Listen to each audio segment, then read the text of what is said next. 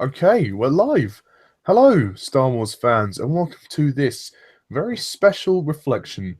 Well, it's not really a reflection. This is something new that we've decided to do. I'm here with the Watcher today. We are going to do an audio commentary on Star Wars Episode 7, The Force Awakens. Da-da-da-dong, Yep. We'd also like to point out that this commentary is a fan commentary. It's not for profit. We're not selling this anywhere. We're not selling it online or on DVD. It's just purely a fan commentary. So if you want to listen to this, you can put your disc in at timestamp 00, and well, I'll let Ollie begin this. Yes. Also, we won't be visually displaying the film in this video for, well, legal reasons. Yeah, copyright issues. We don't want copyright. You will, however, hear the audio of this movie. Yeah. So if you do wish to follow along, you are more than welcome to mute your audio and have us in the background. It's up to you how you choose to view it, but we shall be commenting as we go throughout the duration of this movie. So, Jack, are you ready? Yep. Just tell me when to begin. 3, 2, 1, play. On the Lucasfilm logo. You know, it's funny because I remember seeing the film and missing the 20th Century Fox logo. A long time ago in a galaxy far, far away. I think there's a bit of a delay, but it doesn't matter.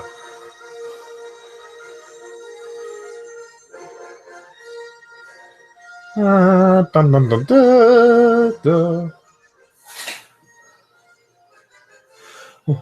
Good old opening credits. Yeah, you know, when I first watched this, I didn't like the theme when I first saw it in the cinema. I thought like it was just quite a weak way to open the film. Like, just compared to his other ways he opened the score, like the titles, it just felt quite... You mean the actual text or the musical score that accompanies it? I mean the score. The score. Right. Yeah, I mean, I think he has changed it slightly. It's not too different. The general theme is the same, but I think there's the odd dun dun dun dun dun like this. Yeah. Dun, dun, dun, dun, dun, dun. Although I am impressed now rewatching it on the DVD. It sounds a lot better than what it did in the cinema. I think maybe that was because the first time you heard it, you weren't necessarily sure, and because you were so familiar with 1 to 6 and how that sounded. Yeah, I didn't like it at the start. I thought this is a pretty weak way to open it. However, this scene actually is quite strong. I feel the opening battle on Jakku, I think, is quite good. Yeah, of course, this is a reference here to the first film, except this Imperial Star Destroyers going over this moon, which is, you know, it's a good. It looks like a penis. Yeah. No, I mean, it's an interesting way to open the film. I mean, I don't think it's quite good as like the opening to Revenge of the Sith. No, but it's still a good way to open the film. I mean, it's a nice homage. Yeah, I do like the shots of the stormtroopers with the flashing lights. That works really well, and the way it kind of just throws you into the battle is good. Although the scene that comes in a minute with Poe and Max von Sydow's character, I don't get that. It just doesn't really. I mean, because they don't explain anything; they just go straight into it. So the film lacks exposition, for me anyway. Yeah. And also, like you say, the John Williams score, it's not his best. It is a bit weak compared to some of the others. Yeah. Oscar Isaac really does look like Al Pacino. Yeah, the scene is shot very well. I'll give it that. J.J. Abrams is a good technical director. Yeah.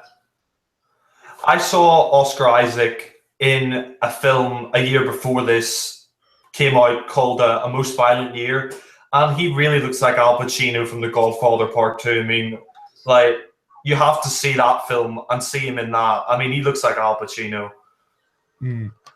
I think he would do well in like a mafia sort of crime thriller as well. He just looks the part.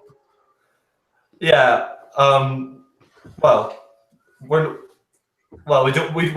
don't want to say anything controversial, but yeah. No, of course not. Sorry. I think this opening actually is quite good. I like this opening with the battle in Jakku. Like you said, I think it's a good way to open the movie. Yeah. I mean, it's exciting. Also, the fact that they introduced Kylo Ren at the very beginning as well was something I didn't expect. Yeah. And it's good, spectacular practical effects. Yes, George, practical effects. Yeah. I mean, that's one thing episode 1 to 3 lacked was practical effects. I mean, there was plenty of special effects.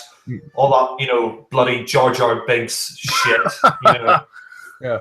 Well, we don't talk about Mr. Free Honey, I mean, we don't talk about that. That never happened.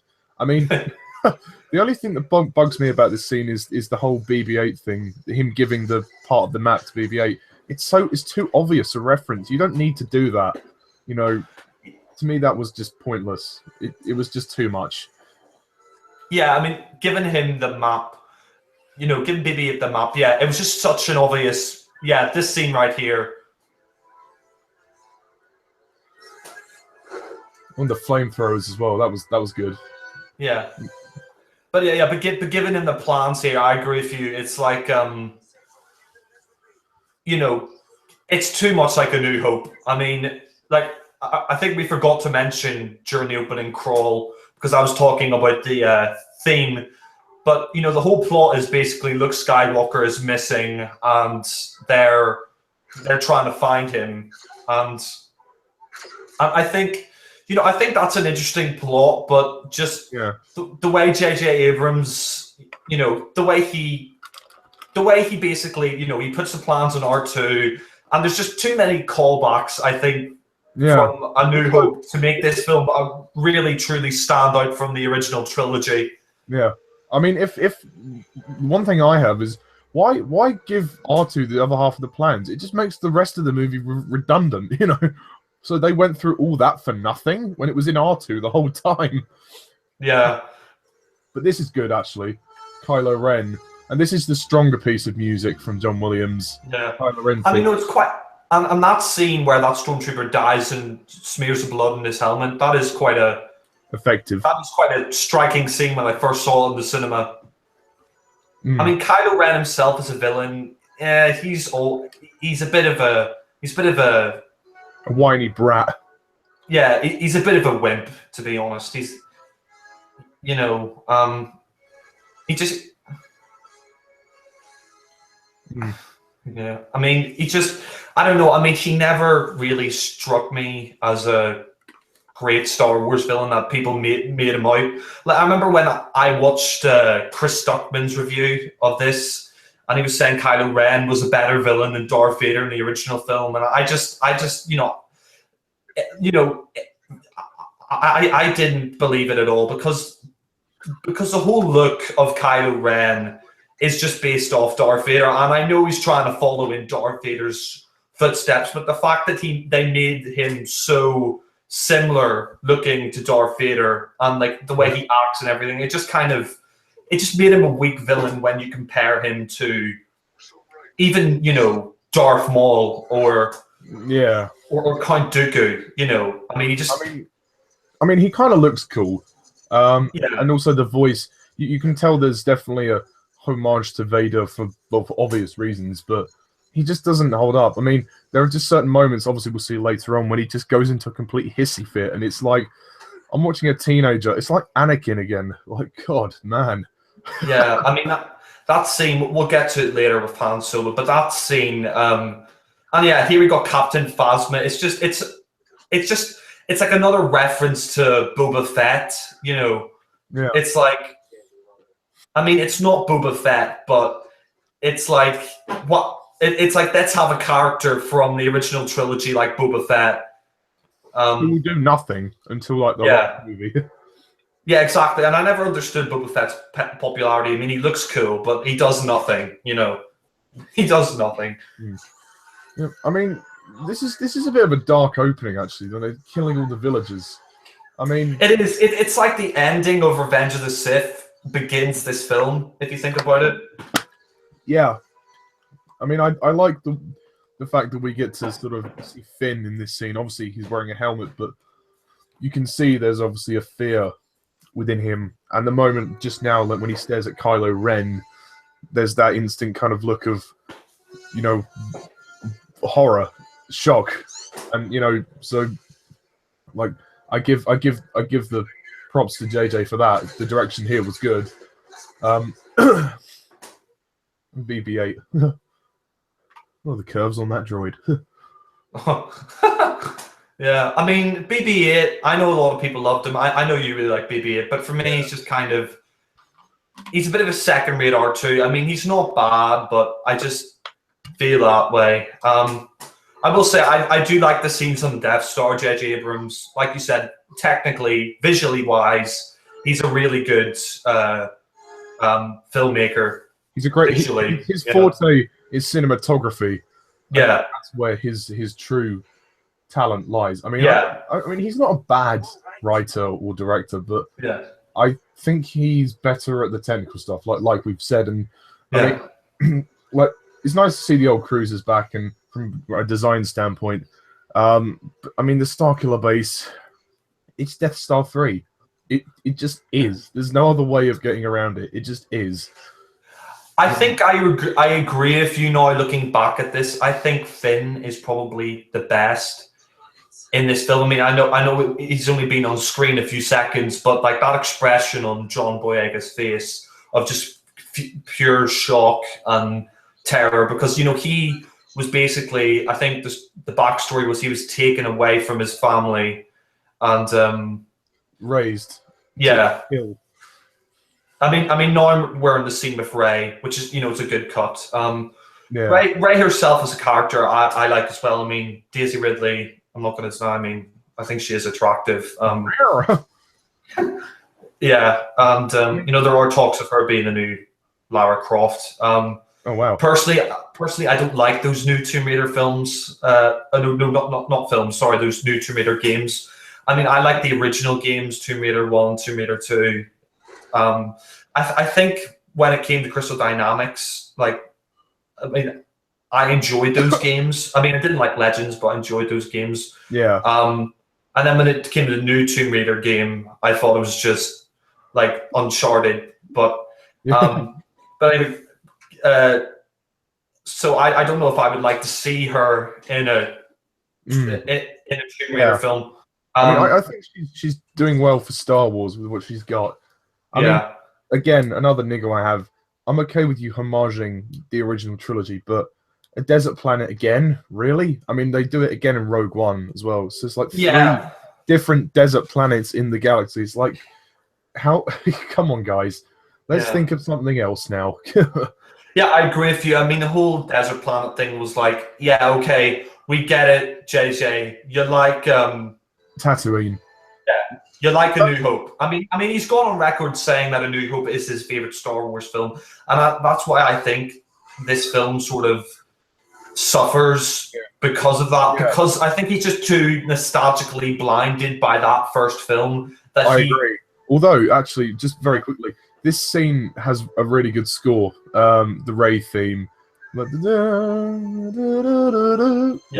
I think it's quite charming. It's quite nice.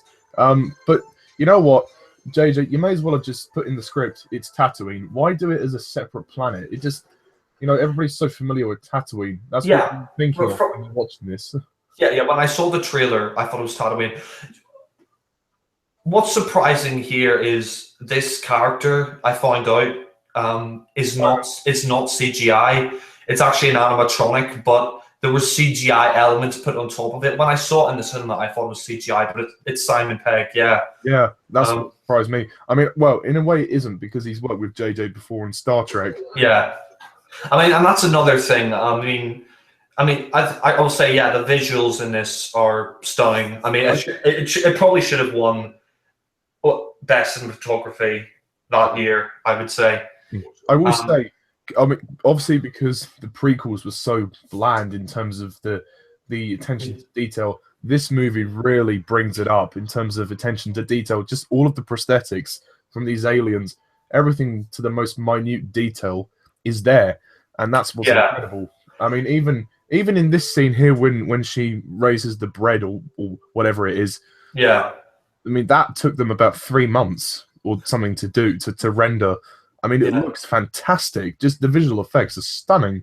Yeah, I will say that when I watched this film, like when I remember watching Revenge of the Sith, and even as a child, I could sort of tell the part. Well, I sort of could and I couldn't because I was so young. I could tell the parts that were CGI. But here, what I like, what Abrams did, I think was a bold move, was to go back to those original films, to bring back the practical effects, and not to make everything CGI like George Lucas did. He did a very good. He did a very good job. The one thing I'll say, at least JJ, I mean, he kind of rips it off, but he does it tastefully. He doesn't do it, he doesn't do it out of spite. He does it tastefully. He does it with a love and affection. So you have to give credit for that. You could tell he's put a lot of love and affection into this film, and I'm not going to say it's a bad film at all. I know it's funny though, that scene there where she's standing there and you only see one part of her leg. I actually thought when I first watching it, she only had one leg in the film. I thought she lost her leg or something. Or he's a cripple. yeah. She's a raspberry ripple. Another thing to mention, just while BB-8 is there, the sound design for all of the Star Wars movies has been fantastic. This one as well. Like, I don't know how Ben Burtt creates all the sounds that he does. Yeah. But it's fantastic. It really is. Yeah, I agree. I mean, I think the sound effects here for this are really good. Ben Burtt, worked on this. I think he worked on the prequels as well. I think, and even the originals, as I've heard anyway. Yeah. Daisy Ridley, I still will say she does give a good performance as well. I mean, I'm currently watching this on a DVD, and always watching this on Blu-ray. Yeah. But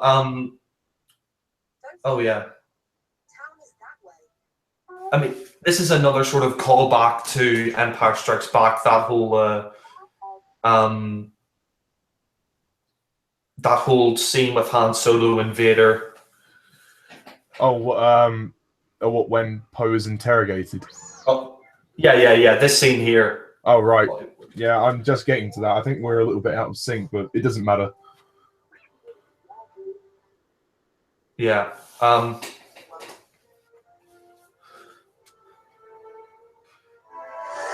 Yeah. I think we're a bit out of sync because there's a 5-second delay. Yeah, I don't know why that is. It's because we're in 2 separate countries. It's to do with the speed of light and stuff like that. I mean, these are the scenes when Kylo Ren. Well, this scene in particular is when he's most effective. I mean, obviously we'll get to it later, but the scene is when he takes off his mask. I mean, the first time he takes off his mask, anyway. There's no impact. It's like we're just looking at a pretty boy. He's not even pretty. I mean, he's ugly. I mean, my mom pointed out, I watched Silence earlier. I watched it last year in December. I saw Silence. No, sorry, January. I saw it on the 1st of January. That's when it came out in the UK.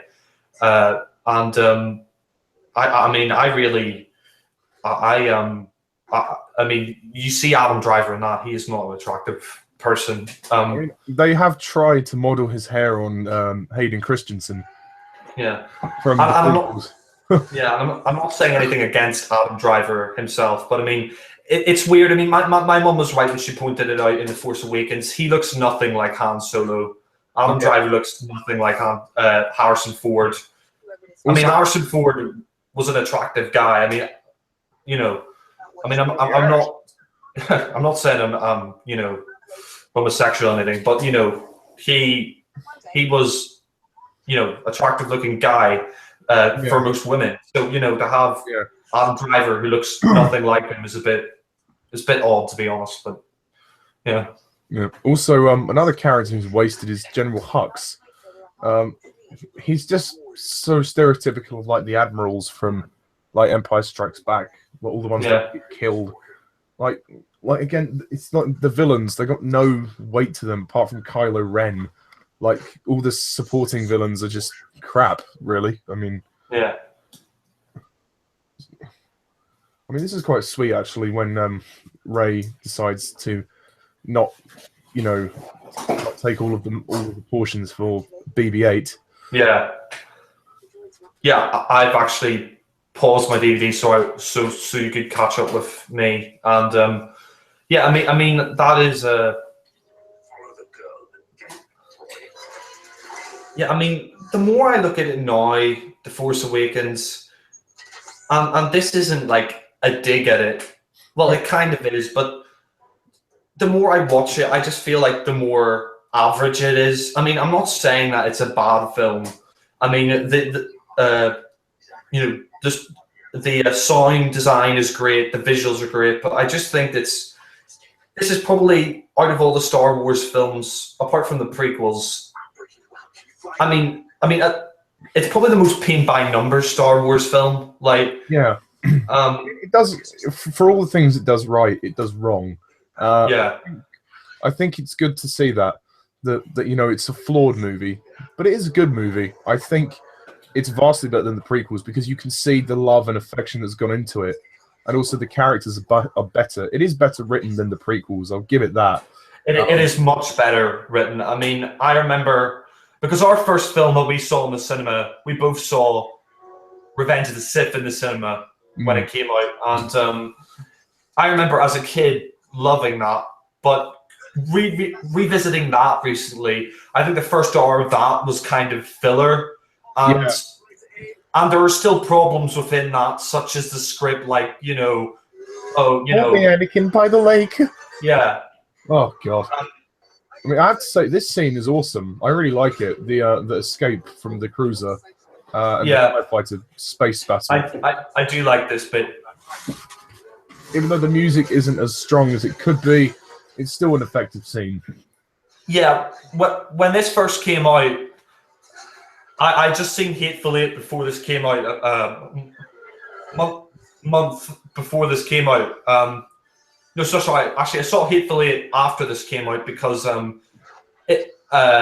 because there was a delay with it over in the UK. But I remember when Star Wars came out, my friend said that this film will. He said this film will win the Oscar for best score, and I'm glad it didn't actually, because if you listen to the score for the Hateful Eight, that is a really magnificent score. I mean, Ennio Morricone, you know, he is I mean, he's up there with John Williams, I'd have to say. You know, he composed the theme for the Good, the Bad, and the Ugly. You know, the you know, he made that. I mean, I think the Academy only nominated John Williams for The Force Awakens because, for two reasons. One, it's John Williams, and two, it's Star Wars. So, you know, I mean, because John Williams has obviously got so many awards in his time, they think, well, you know, it won't hurt to give him another one. Yeah. I think this is his weakest score, definitely. I'm not sure if I prefer the Rogue One soundtrack to this. I probably do, actually, even though that's Michael Giacchino. I thought he did a good job with that film. Yeah, I agree with you about that. I think it is his weakest score. I mean, the score for Jurassic Park 2, the Lost World Jurassic Park, which is, you know, not very good. No, it's a bit dull. It's not bad, but it's just not good. Yeah.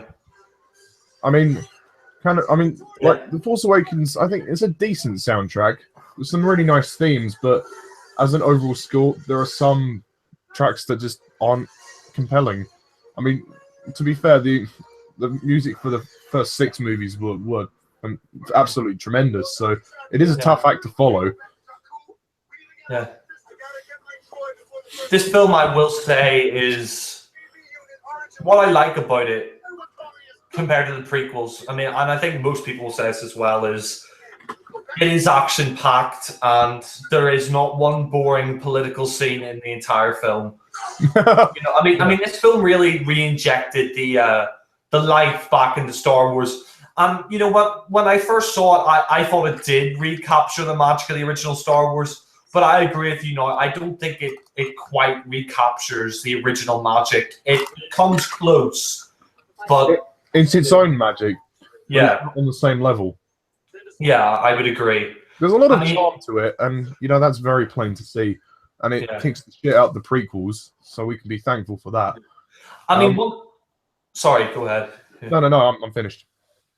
I mean, the one thing I will say about The Force Awakens is like, I mean, I didn't understand the universal praise this film got. I mean, I know Star Wars is a big thing, and it's been around since 40 years ago this year, actually.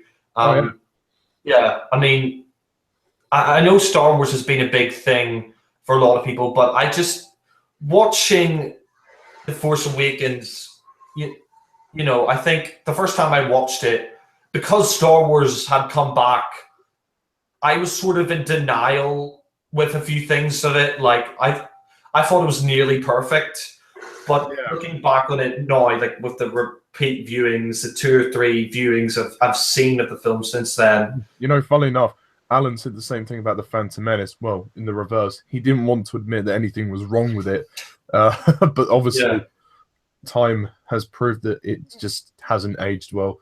Yeah, it hasn't aged well at all. I mean, I remember growing up watching the original trilogy. My uncle he'd given me these bootlegs of the original trilogy, and I could kind of tell they were bootlegs at the time, but they were really good bootlegs. Like, they had artwork on them and stuff like that. And I remember I watched the original 3 movies on a bootleg, and I remember watching New Hope and then Empire and Jedi.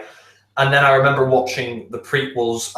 As a kid, I really liked the prequels. I really enjoyed the prequels, like Phantom Menace I really loved. Attack of the Clones, even as a kid, it's funny because that's my least favorite Star Wars film, but even as a kid, I didn't really like that film. Revenge of the Sith, I loved. But then going back and watching them a couple of years ago when I rewatched Phantom Menace, I mean, they're just boring films. I mean, the films just drag on forever because you have this script by George Lucas. This political shit. I mean, Revenge of the Sith isn't so bad when you get past the first hour. I mean, its heart is in the right place. And it's trying to do dark things. It does it very well. But it just doesn't. It's like, where's the Star Wars magic? I mean, Attack of the Clones, I give like a pass because it has some cool action scenes and a bit more happens, but it doesn't excuse the crappiness that George Lucas threw in there. I mean, such dialogue like, "Oh, I'm haunted by the kiss that you never should have given me." What the fuck?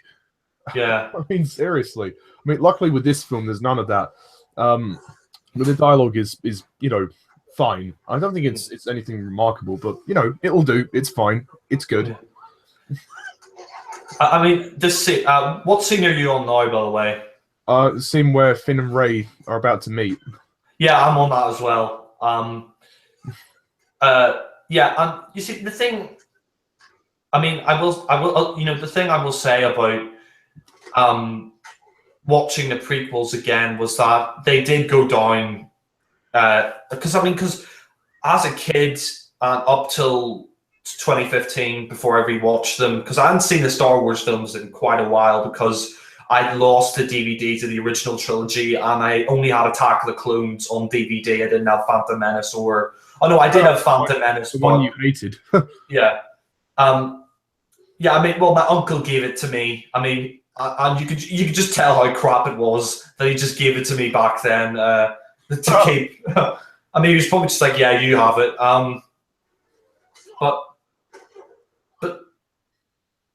But I mean, watching the prequels, I just got a sense of, you know, George Lucas didn't care. I mean, I think that George Lucas just progressively got worse. I mean, he started off really well working with Francis Ford Coppola on The Godfather. He worked as one of the second unit directors on The Godfather, and he worked with American Zoetrope, and they were really good friends. And then he did THX 1138. He did American Graffiti, which I've heard is very good. My uncle really likes that film. And then he did Star Wars. And I think after the first Star Wars film, well, after the original trilogy anyway, I think his mentality, I mean, his sort of attitude towards scripts and writing films just went downhill from there. I mean, because he thought he could get away with anything on the screen. Because if you think about it, A New Hope, it just fell into place. Like, there was no structure. Like, all the cast and crew was so befuddled. They didn't know what the hell was going on. George just kind of made it up as he went along, and it fell into place. And, you know, a miracle happened. But I think he's done the right thing by signing on to Disney. So he's letting other people tell new stories. So I appreciate that, and I'm glad he's not got full control over it anymore. Because he ran it into the ground with the prequels. This scene again, where the stormtroopers are being alerted by this character and Luke and Finn run away. Again, it's another reference to A New Hope. And I really think the first half an hour of this film does kind of plod along. I mean, it's not like, you know, the prequel's bad. I mean, it's a lot faster paced than the prequels. But I think, you know, in the first half an hour, you've already had so many visual callbacks that I think it makes the film suffer a bit. You know, they could have...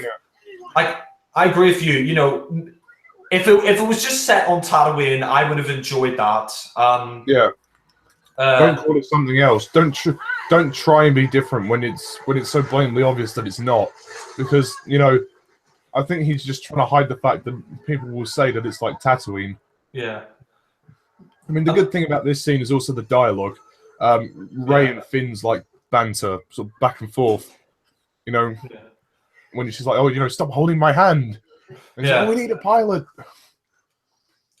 And I think as well, this scene where they're running away, it is really well directed. You know, it's quick paced, it's action packed, and I think the problem with Force Awakens as well is that it was just a play it safe sort of thing.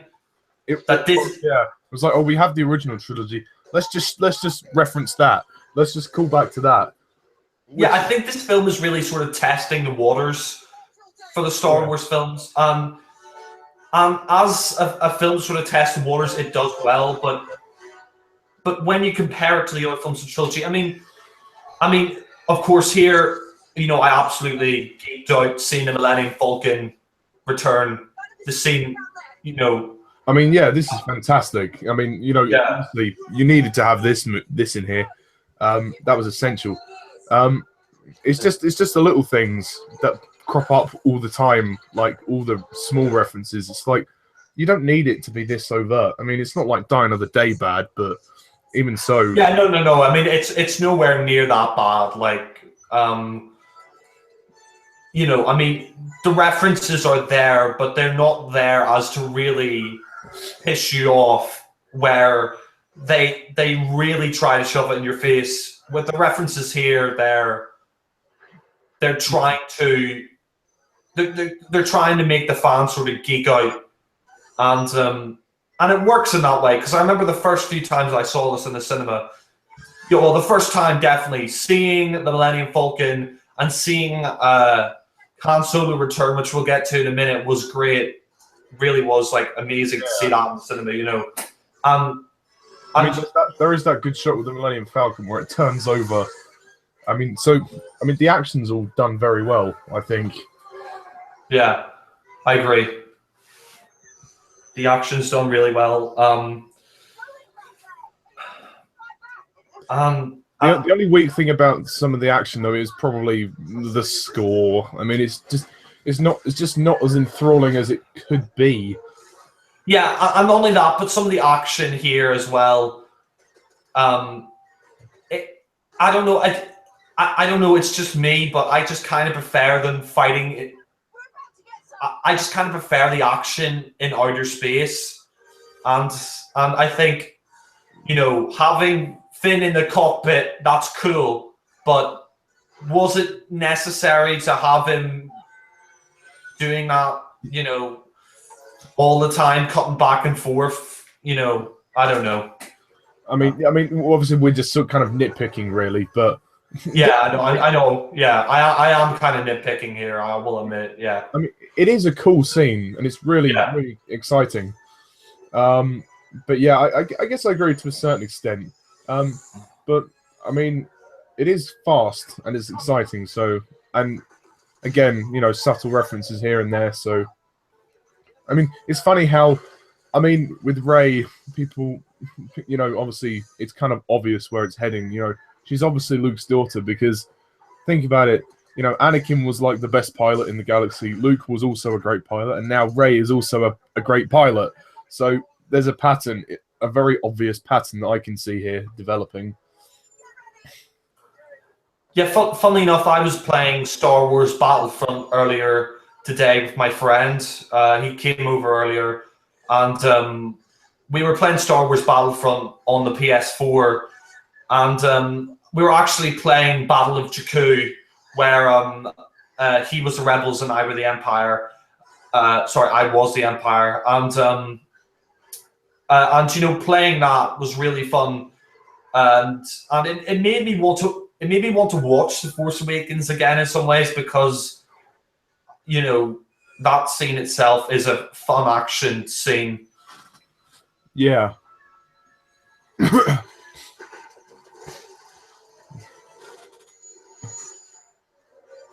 mean, I like the acting in this scene is great as well, with like the two of them.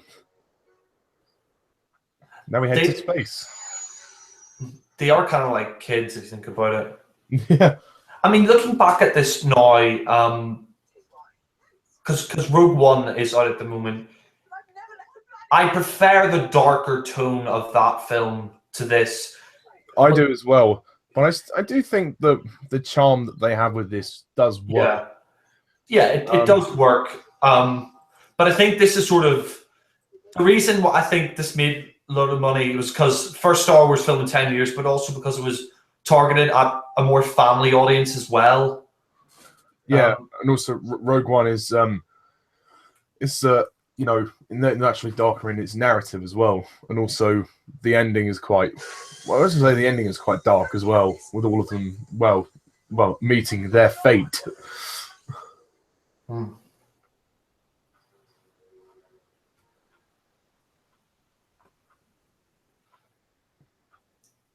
This Kylo Ren scene here is yeah. I mean, when I first watched this to me this felt out of place. Yeah, it felt like he was having a hissy fit. It just kind of felt a bit like he was having a tantrum. Yeah. I think Kylo Ren, it would have helped if they just held him back a bit. Like, he went a bit over the top. Yeah.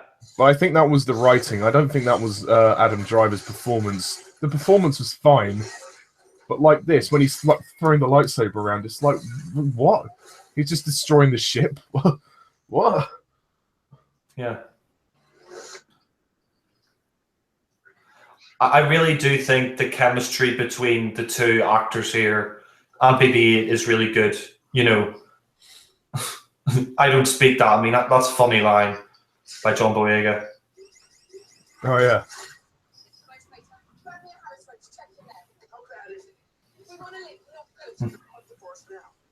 And I mean, I think what's good about this scene as well is that it did get a big laugh in the cinema. Oh yeah, with the BB-8's thumbs up. Yeah, the thumbs up. Yeah, that was funny. It was funny. John Boyega is fantastic in this movie. I think he's the best performance of this film.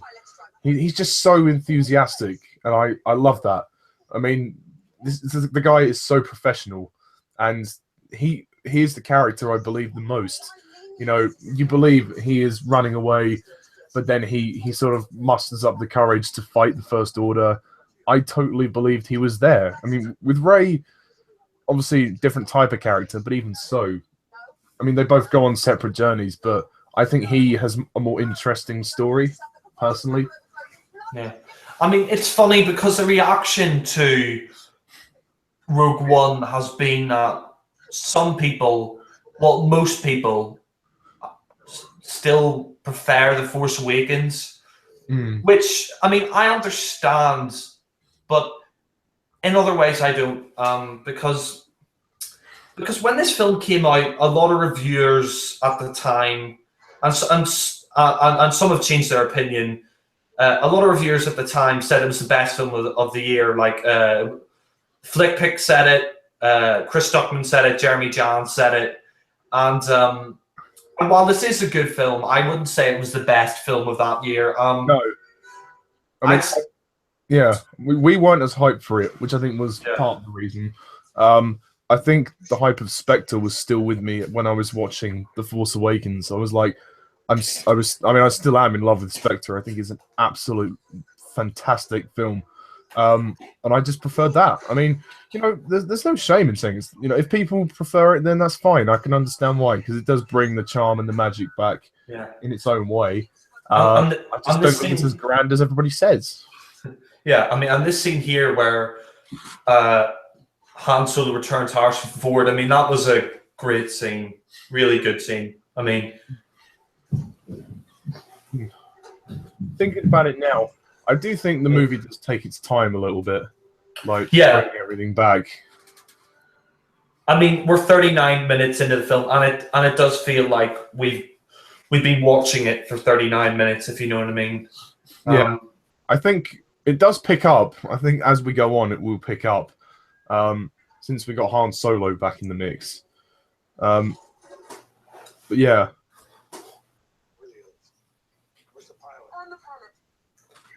Harrison Ford obviously wasn't really keen on doing more than like 1 or 2 appearances of Han Solo, but I think he probably has like a love-hate relationship with it.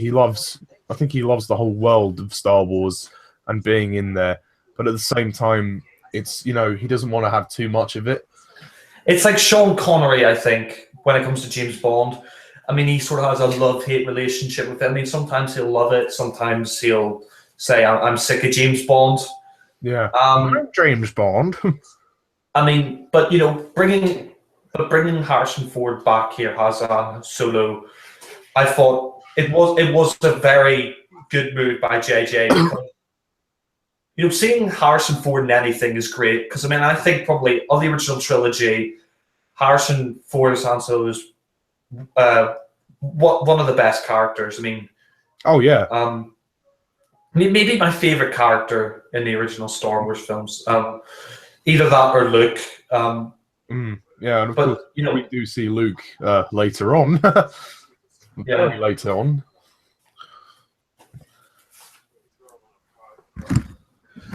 And they're talking like, you know, you're Han Solo and I knew Luke. I mean, well, they are related. They're like brothers-in-law. I mean, it's interesting to say that we're recording this audio commentary, but Last Jedi is out at the moment. Oh no, the title of the new episode is out, Last Jedi.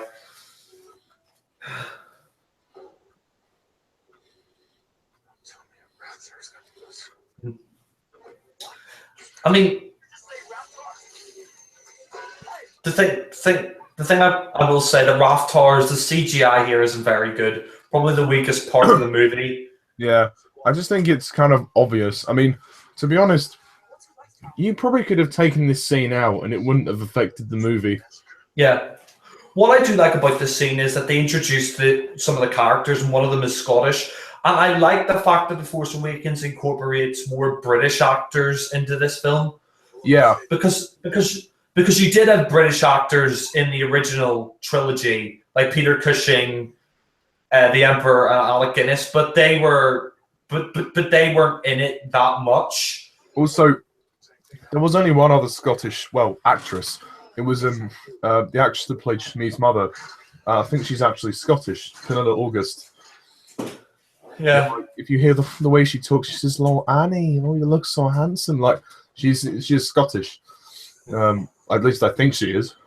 Yeah, it's funny. What's with the guards, like the way they're dressed, like the weird helmets. Yeah, it's funny, that Scottish guy. With the release of Trainspotting 2 in a couple of days, I just expected it to take off the helmet and say, "Choose life." You know. Those guards look a bit like Power Rangers. Yeah. I kind of like this scene because it's also reminiscent of like scenes in the original, like with Han and Jabba, when he's like, "Oh, I'll get the money," and all of that. So Greedo as well. Yeah. Yeah, like with Greedo, like everything's a callback. I mean, this scene is kind of like this part is good, but like the whole thing with the Raftars is kind of unnecessary. But it's fine. Yeah. I mean, it's a nice bit of action as well. The movie never fails to deliver you action, so it's fun. I think it's good fun. I think that's what helps make it entertaining, is that it's fun and it's light. But it does have its dark moments. This is one of the lighter moments, though. I mean, like you see, the Raftars don't look completely convincing, though. Yeah. Ooh. I will say, like, those Raftars do not look very good. And this was only 2 years ago. Oh, yeah, well, actually, yeah, nearly 2 years ago. I can't believe it's been nearly 2 years since this movie came out.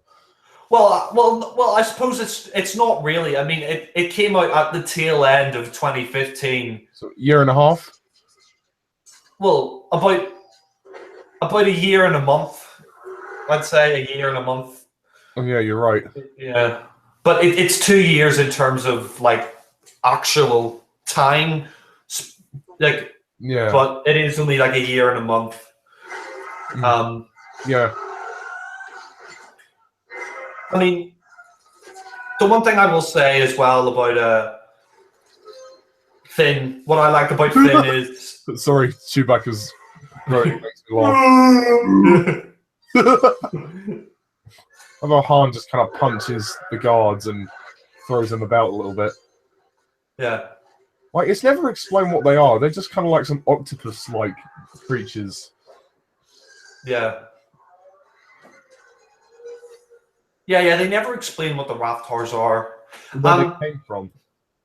And one thing I will say as well about Force Awakens is this does sort of feel like a reboot in a way. I mean, if you didn't have Harrison Ford as Han Solo and the other characters, including the late, great Carrie Fisher. Yeah. You would really think that this was the start of a new movie franchise. Yeah. Also, I think this is probably one of the weakest parts of the score as well.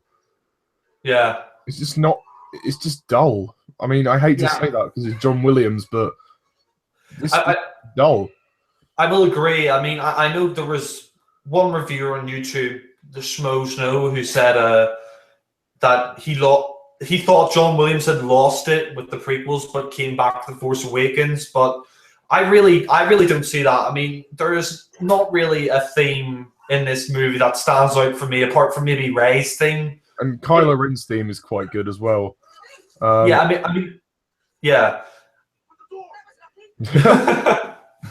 I mean, you could say that at least with the prequels had amazing soundtracks. All three of them had great scores, but the movies weren't held up. I mean, this is kind of reverse of that. The movie's good, but the score just doesn't complement it. Yeah, the score is a bit It's a bit hit and miss. Like this part is good. Like dun dun da da da da dun. I mean that's a funny line. You know, press that. it's a Choose life. Choose Facebook, Twitter, Instagram. I mean, this is probably thinking about it now, this is the weakest part of the film, the Starkiller base. And Snoke himself, I mean, Andy Serkis, great actor, but Snoke is just a really bland villain. Yeah, I mean, obviously, it might make more sense when we see episodes 8 and 9, but I mean, I just hope that it builds to something. I mean, I'm not quite at Snoke yet, but I know what you mean. I know what scene you're talking about. Yeah. Da-da-da-da-da.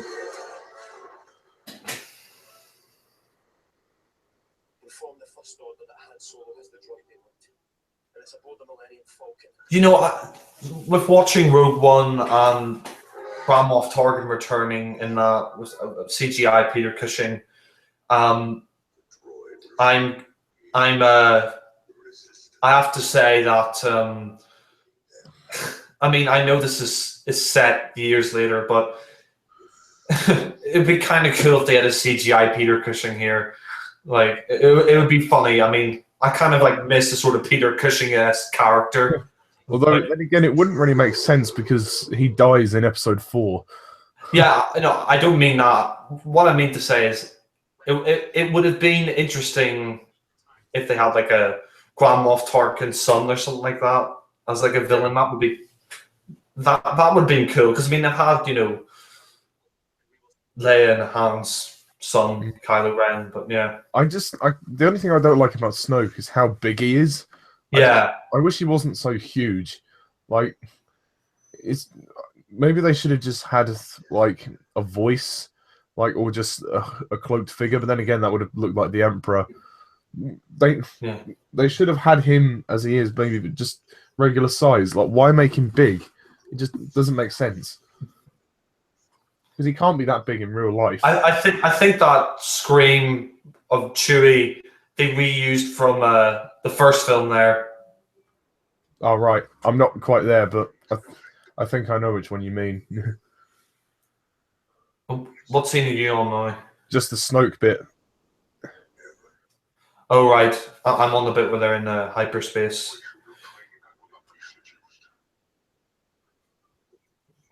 I will not be seduced. I mean, the Starkiller base, I think, the reason why I think I would put Force Awakens at number 5, same as you, is because the Starkiller base thing is just basically another Death Star. I mean, it doesn't matter how they say it. The reason why I think Return of the Jedi is better, I mean, even though a lot of people said Force Awakens is better than Return of the Jedi, the reason I prefer Return of the Jedi is the plot is a lot more original. I think it's a really great wrap-up to the original trilogy. I mean, some people complain about the Ewoks, but I don't mind them. I've never had a problem with them. I think that's fine. I can pass it off. What works in its favor is the fact that it's so emotionally satisfying. Yeah. It's a great conclusion to the trilogy. Yeah. Yeah, I mean, Return of the Jedi is still my favorite Star Wars film. I know your opinion's changed. Empire's your favorite now. But, but I mean, Return of the Jedi is awesome. It's still awesome. It's like number 2 for me. Yeah, here's another callback, the chessboard from the first film. Yeah. Oh, did you pause yours? Yeah, I did. Oh. What bit are you on now? Yeah, just that bit there. They didn't need to reference every little thing, though. I mean, the attention to detail of the set is really good. But, I mean, I don't know, like, some references you could lose, some you could keep. It's really hard to say which ones. But, like, again, like this BB-8 with the map, you don't need this. It's just too obvious a reference to A New Hope. Just think of another way to get the map. Yeah, it's like the Death Star plans. It's yet again another reference. I mean, there are some references that are quite slight in this film that you're like, oh, that's cool. But then there are some other ones that are quite obvious, like this one, which I agree with you. Yeah. I mean, the scene itself is fine. I mean, I like it in the sense that we finally see Han has come to terms with the whole idea of the Force, and so he's changed since episode 4. So we've seen his character arc pretty much complete. Obviously, his fate is yet to be decided. Yeah, I think since obviously as Kylo Ren's his son, he knows that anything is possible now. So this is a nice scene for Han Solo, and the visual effects are good, and it's a nice emotional scene. It was used in the trailer a lot as well. Yeah, I remember that. I mean, it's interesting, the character arc of Han Solo. In the first film, he's this. Well, the fourth one. Yeah, but I mean, the first one released. Yeah. That's what I mean. In Star Wars, or as it was called, A New Hope, you see the character arc because because in the first one he's this like swashbuckling pirate dude who doesn't really care about anybody else. Yeah. And then by the sixth one, and by this one, he now believes in the Force. Because in episode 4, he said he didn't believe in the Force. Yeah. Episode 5, he didn't have any comment about it. Yeah. And then episode 6, obviously he probably accepts it because he finds out Luke is a Jedi. Also, speaking of episode 6, this planet is a direct reference to Endor. Like, obvious. Yeah. It's so obvious. I know, it's another reference. And it comes off as it's a little bit blatant, I think. Yeah, it's forced. I mean, the scene coming up really irks me because it's way too obvious. I mean, you've had these references so far, but this is like the most obvious reference of them all coming up here. Yeah, I mean, I like Finn in this scene. How they all discover his, the fact that he's been lying and that he's scared, he's running away. I mean, I like the whole kind of, sort of palace or whatever you want to call it. The exterior look of it is nice.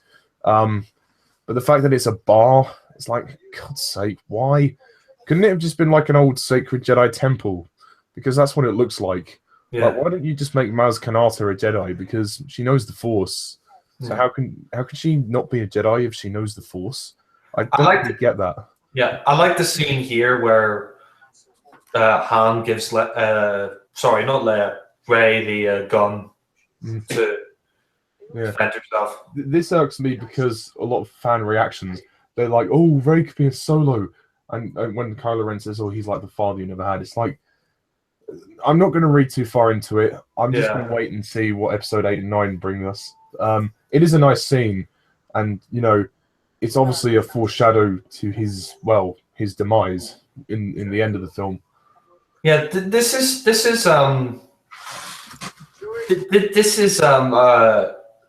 film, I will say, it's a really good film for fans of the original trilogy. It's a really good fan service film. I mean, there's one reference to the prequels, and that was the mention of the Jedi Temple. Yeah. That was it. But this scene here where they come to the bar, it's just... I mean, it's not Maz Kanata, it's the fact that it is a bar, and... Yeah. Like... And they've got music, like, Mos Eisley. They may as well have just played Mos Eisley Cantina if they were going to go full out. And yeah, I mean, this scene here, like, the panning shot's good, but it is just, Oh, yeah. And Maz herself, like, I don't like the look of her, the CGI look of her. I don't get the sort of like the Google Eye spectacles she's wearing. I mean, the good thing about this scene is the prosthetics look of it. The attention to detail with all the characters and all the extras is fantastic. Yeah. But just the setting, and I don't know, it just doesn't look right. Yeah, and that big monster thing with the girl beside him, that's like Leia and Jabba. It's like, and the band here, it's just like, it's like, we get it, JJ, we get it. You like A New Hope. I mean, it's on the verge of being a remake, and that's the problem. It's on the danger of being a remake. I mean, you could. Yeah, I mean, apart from a few elements, it nearly is a remake of A New Hope, and I think what stops it is some of the new characters, which I appreciate. So JJ was original, at least in characters, or at least most of them. This scene here, forgive me, you know. I mean, I don't mind this scene so much because, you know, it's one reference to Darth Vader. That's fine. We can deal with that. I think that's fine. I think it's a nice reference because you see where he's coming from. But what I never understood with this film is, why is he following in his grandfather's footsteps when Vader at the end of Episode 6 redeemed himself? You know, I don't get it. I mean, that's the one thing as well. There's a lot of questions they have left unanswered in The Force Awakens. Yeah. Which you know, in some ways it's fine because it's a new story, but in other ways it's like, can you really not just tell us what happened between the two films? You know, my assumption would be that Snoke obviously knew Vader somehow and has told Kylo Ren about his grandfather. Or certainly Luke may have mentioned it. Also, how did he find the helmet? That's what I want to know. Did he go to Endor and find it? And also the lightsaber. How did Maz Kanata find the lightsaber?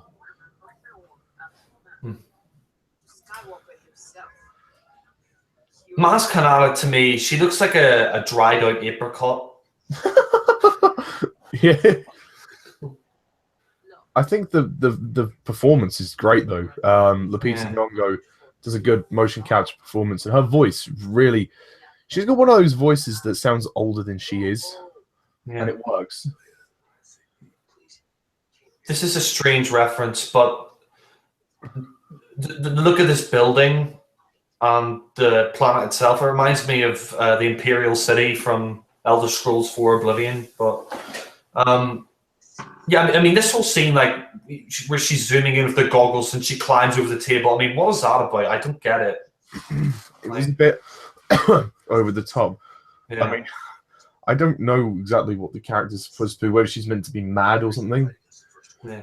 But I think this is also one of Finn's strongest moments when he's like, you know, we have to just run. We have to run away from the First Order. I think we get an insight into sort of, even though he's very brave, he's also very scared as well. Yeah.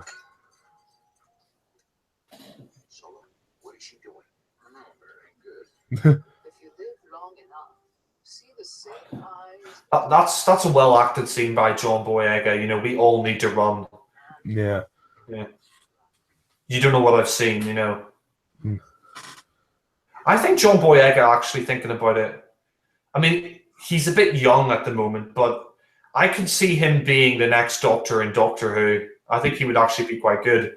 I mean, I know he's tied down to Star Wars, but yeah, I mean, he's actually from South London, funnily enough, as well.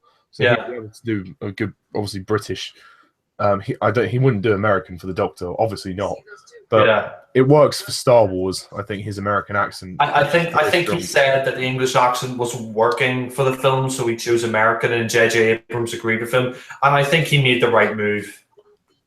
Yeah, I mean, it works for Rey and Captain Phasma. Like this whole scene. Sorry, go ahead. Sorry. So those characters are British, and that's fine. I think for Finn, like you say, the American works better. Yeah. This is where the film picks up, but I will say this scene in the cantina, whatever it is, I think it does go on a bit too long, and it's like, I agree. You know, and the visual callbacks here are just like, they're kind of annoying. Yeah, they're annoying. I mean, this is for me probably the most annoying scene in the film because it is just such an obvious reference to A New Hope. I mean, the thing that makes it entertaining for me is Finn and his drama, and also like this moment when he tells Rey he's a stormtrooper. Yeah, and that's really good. And I think it takes a while for the next scene to get going as well, with Rey getting the lightsaber, and then, like you say, I think parts of this scene could have been cut down a bit. Yeah, I will say John Boyega, and Finn and Rey. I could see them.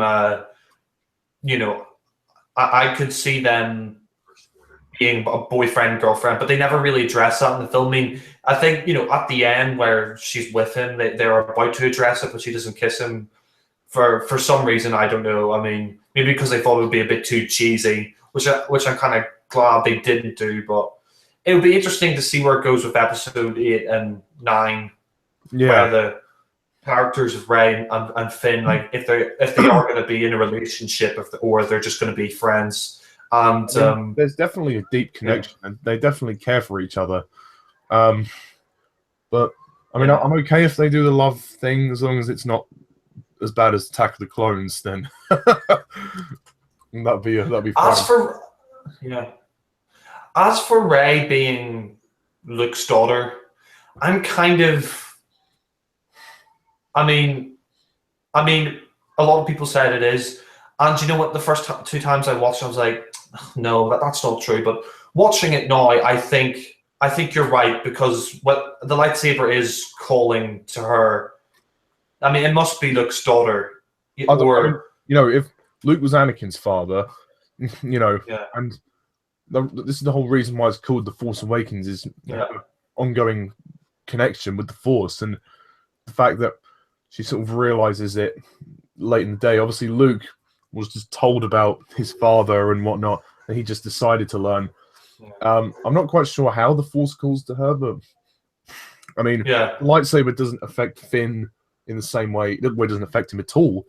Yeah. It doesn't affect Maz Kanata either. It's only when she touches it. So my assumption is definitely she's a Skywalker, and they've identified that as the spine of their movies. Is that obviously, apart from Rogue One, these are about the Skywalker family. So quite obviously, she's a Skywalker. In my eyes, whether she be Luke's daughter, she's definitely related to Luke somehow. Yeah. I would like to just say, she's his daughter. I think that's what they're going for. This is a nitpick, but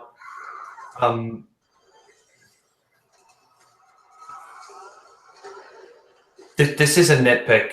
But how did they find his lightsaber after The Empire Strikes Back? His hand was cut off, and his lightsaber fell down the shaft. It fell down that chasm or whatever it was. In Bespin, which is on where Lando lives. Yeah. So I wonder how Maz Kanata actually found it. That's all these questions. If they don't answer them in the next 2, I'll be very annoyed. Yeah, and the whole thing as well, the First Order, because we're getting to the First Order scenes in a minute. I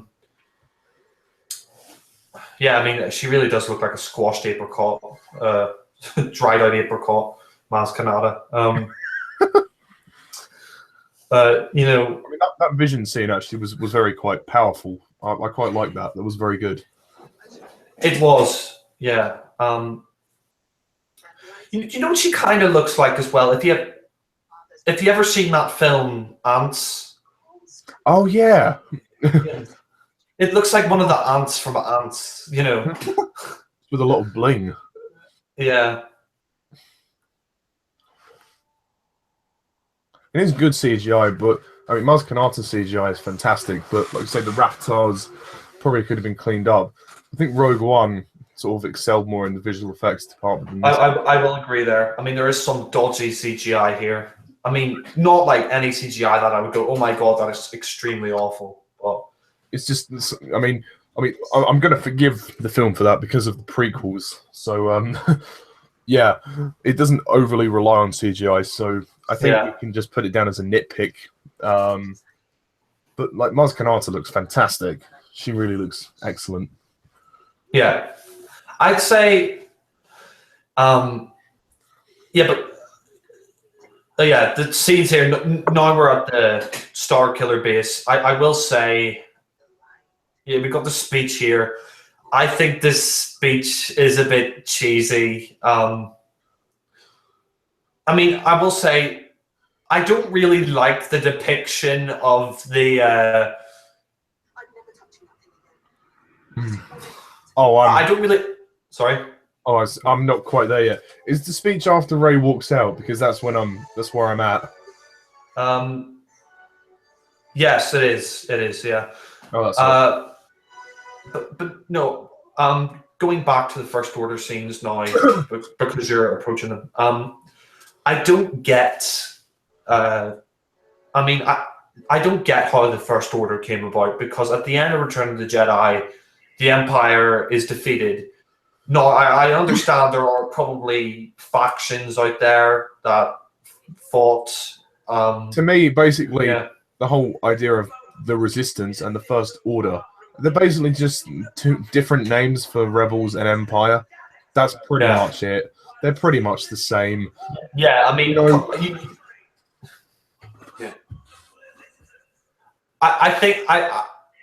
I think this speech by Dominic Monaghan, Donald Gleason. Dominic Gleason. I find it too over the top. I really do. I mean, and that is just such an obvious reference to Hitler when they put the hands up. They never did that in the original films. I don't know. It just seems like. Yeah, and also the red in the background as well is like, this is the Star Wars Nazi Party.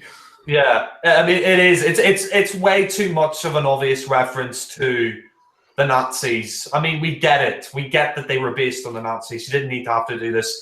And this scene itself, where they blow up the planet of the Republic, really pissed me off when I first saw it, and it still kind of annoys me because, at the end of Return of the Jedi, the old Republic, the Empire had been destroyed and the new Republic had been founded. How is the First Order this powerful that they can make another Death Star base, another Star Killer base, and blow up the Republic? It just annoyed me so much. I mean, this scene is also too obvious. The destroying the planets. It's like, oh, God, man.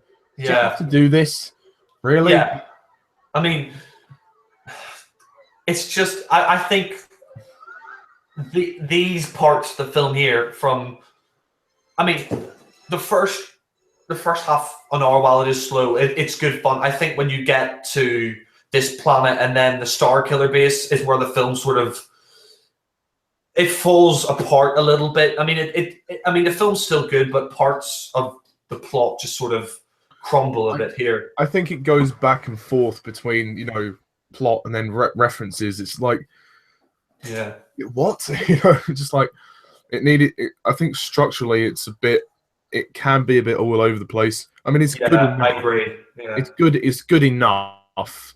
And it is fun and charming, and it has a good story. But the references do kind of overtake its narrative a little bit. But we have a pretty good battle scene coming up when Kylo Ren and the stormtroopers come down on Takodana and attack the city, which is quite good. And also the sunset shots as well. It's just like, JJ, stop with the references. Yeah, I mean, this film, if you really look at it without the eyes of a Star Wars fan, you could just see that a lot of it relies too much on visually on A New Hope and plot wise on A New Hope, and that's another problem. And Return of the Jedi.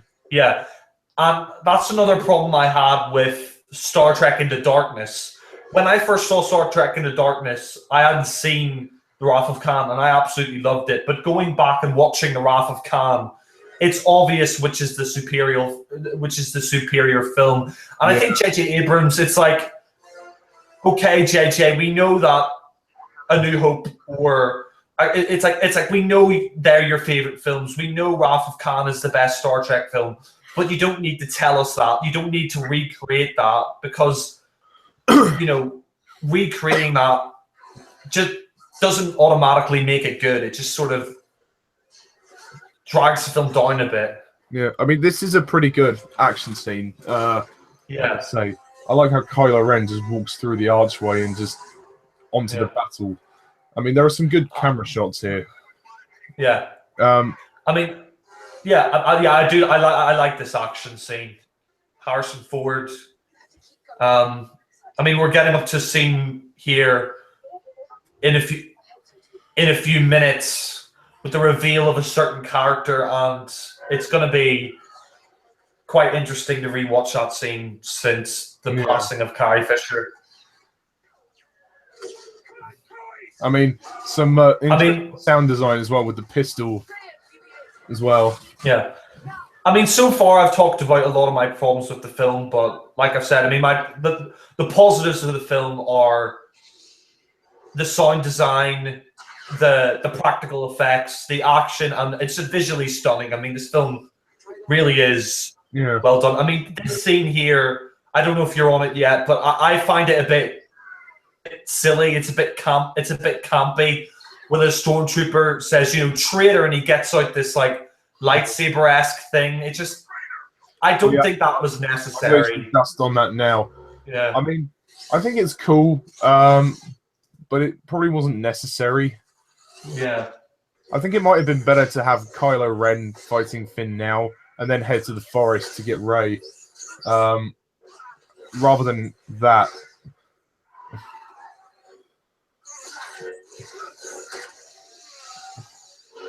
I mean, but I'm glad it's not like fancy choreographing like the prequels when it's like ballet routines. It's real gritty sort of brute force. I like how that stormtrooper gets taken out though.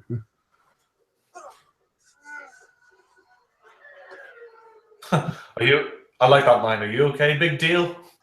Yeah, big deal. I think John Boyega and Harrison Ford and Daisy Ridley are the standouts. Oh yeah. I mean, also this, like, one thing I don't get, how did Poe survive? Like, they never explain it. Like, he's in the movie for about, like, 10 minutes overall. And, like, his first 5 minutes, and then we let's believe he dies, and he's back, but they don't say how. I mean, having the X-Wings return here, it's just, it's cool to have that TIE Fighters and the X-Wings, but again, another callback to the original films that I don't necessarily think we needed. But nonetheless, it's a fun action. I mean, it's a well-directed action scene. It is well done. Oh yeah, I mean, also the music is a little bit better here.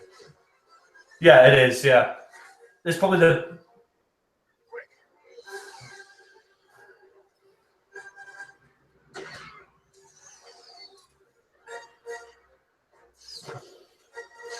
I just want to play Star Wars Battlefront after I watch this.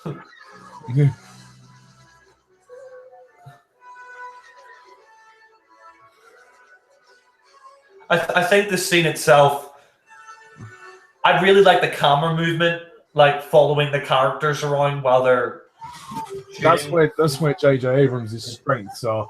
Yeah. His weaknesses are story, script, and that's really, I mean, the characters are pretty good, actually. He does well with those.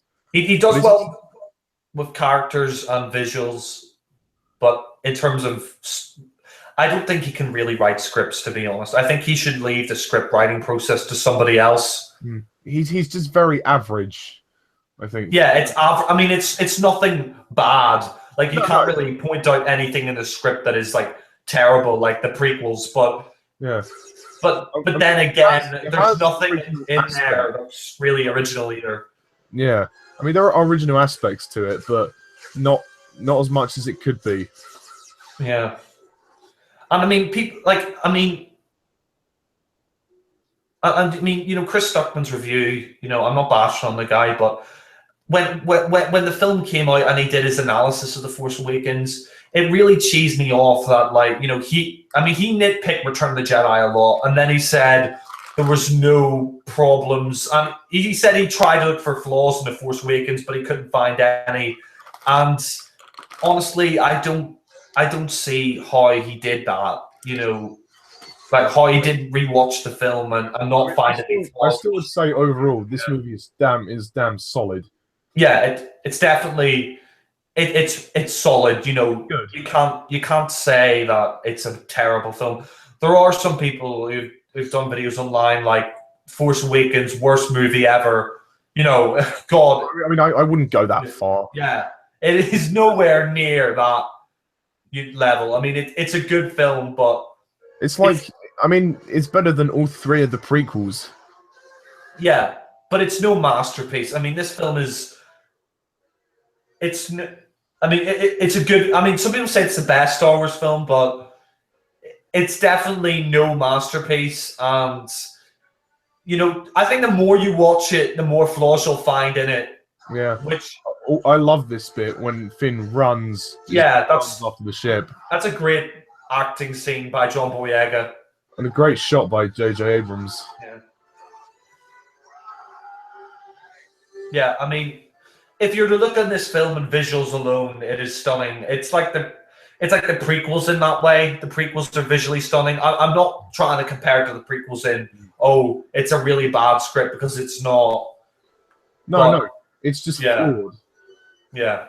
Like, it's good, and there are good parts of the story, like Finn's story and Rey's story. All the characters are developed well, but it's just and this movie relies on blind nostalgia. That's what cheeses me off a little bit. Yeah, and the return of Carrie Fisher here. Rest in peace. Yeah. Oh.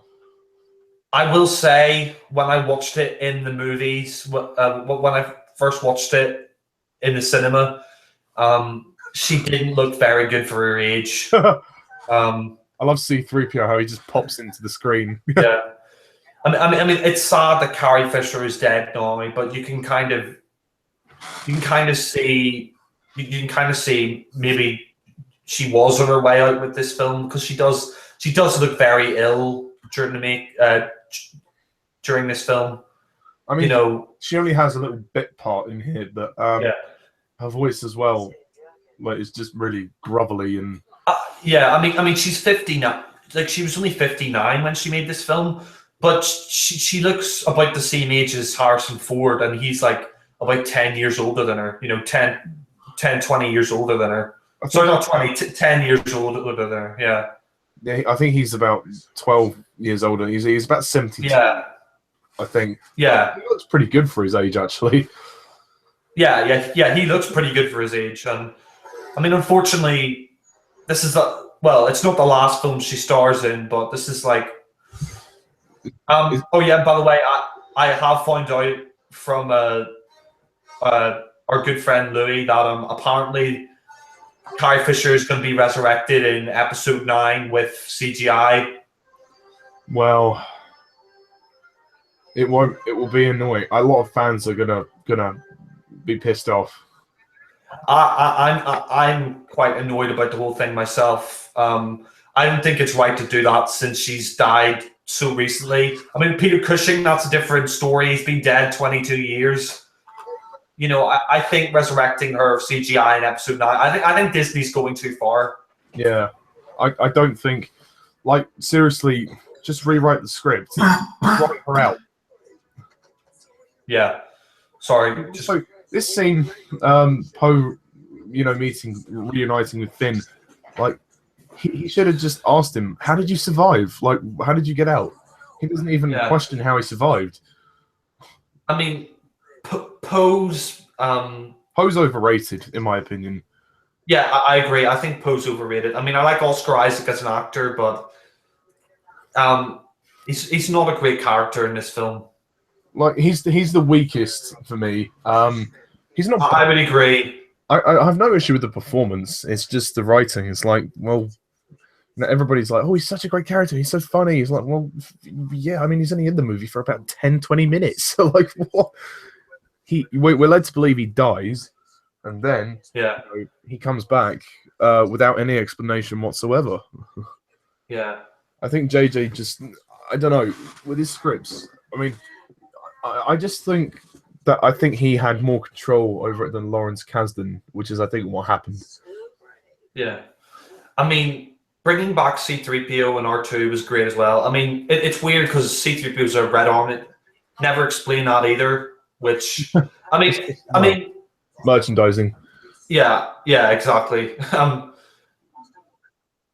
I mean, this whole thing with R2 when he comes back to life at the end seems a bit too convenient. But going back to the actors, I would say I don't want to say this because she's died recently, but I'd say maybe Carrie Fisher is maybe for me the weakest of the cast. I mean, I wasn't really taken away by her performance in this film. And maybe the reason why is because she was so ill when she was making only this there film. for fan service anyway. So yeah. But it is nice bringing her back with Harrison Ford as Han Solo.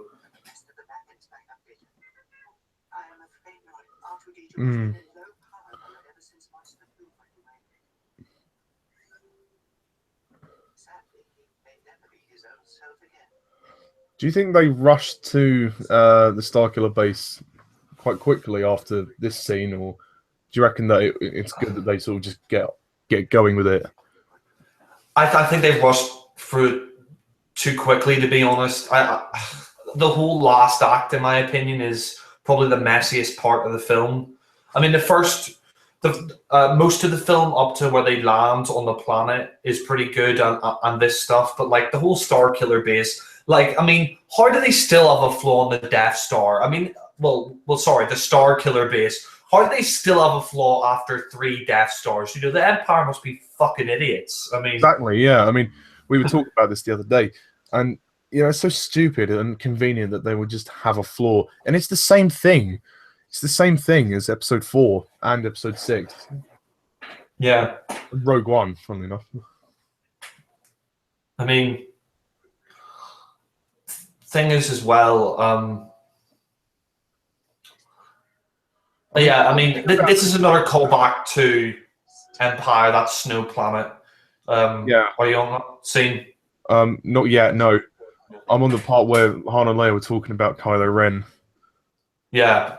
I mean, to be fair, that scene is nice. It's a very emotional scene, and you know when she says, "Oh, you know, Luke is a Jedi. You're his father," so that that pretty much reinforces the whole idea of Star Wars, that it's about the family and, which is very, very interesting. And obviously tragic the way it all ends for Han. But we'll get to that later. This scene bugs me as well, the interrogation scene. Just the fact of the way he takes off the mask. It's just so forced. And it's not necessary. And there's no impact. You should have just saved it until the bridge scene because that was when it was needed and it had impact. And again, this is just a callback to The Empire Strikes Back. Oh, yeah. I would have just preferred if they didn't have that scene where Poe's being tortured at the start. Like, when he takes off the mask, there is no impact. I'm sorry, but Adam Driver looks nothing like Harrison Ford. I mean, is this really supposed to be his son? Yeah. It doesn't look like Carrie Fisher either. Yeah, exactly.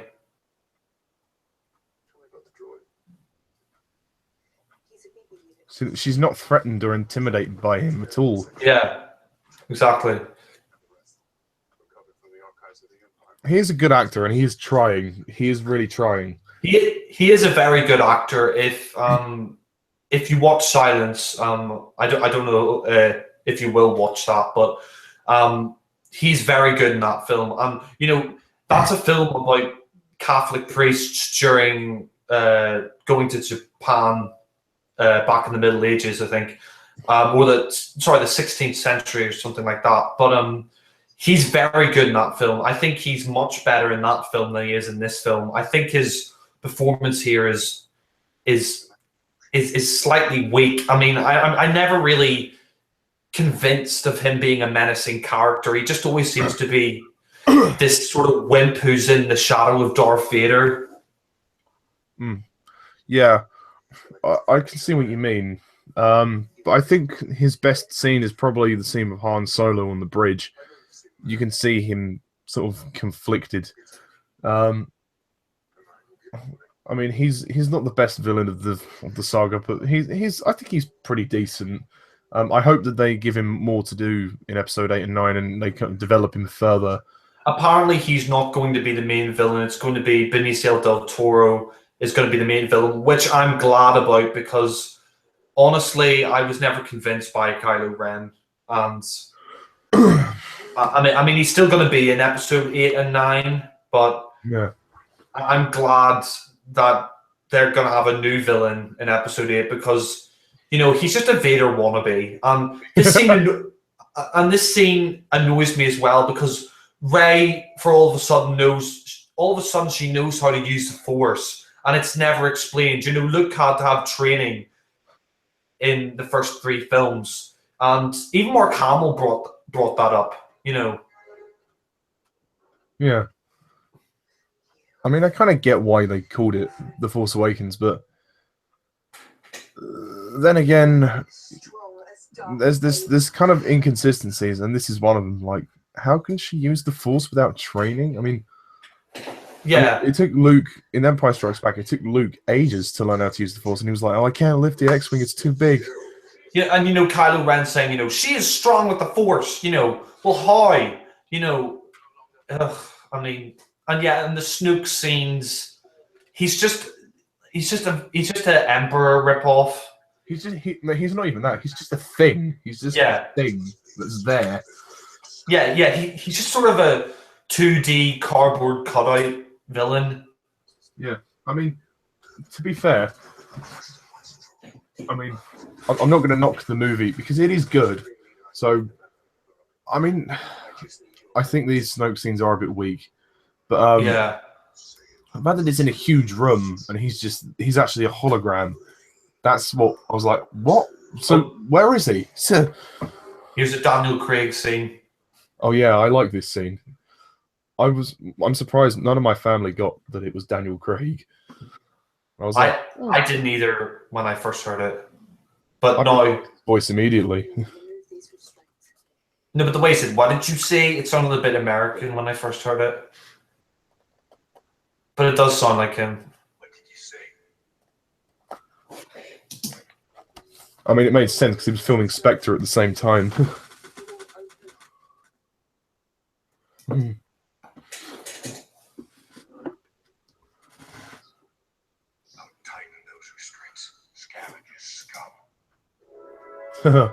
I think I've heard apparently Gareth Edwards is going to cameo in episode 8, and Tom Hardy as well is rumored to cameo in The Last Jedi. Yeah, I think Daniel Craig here is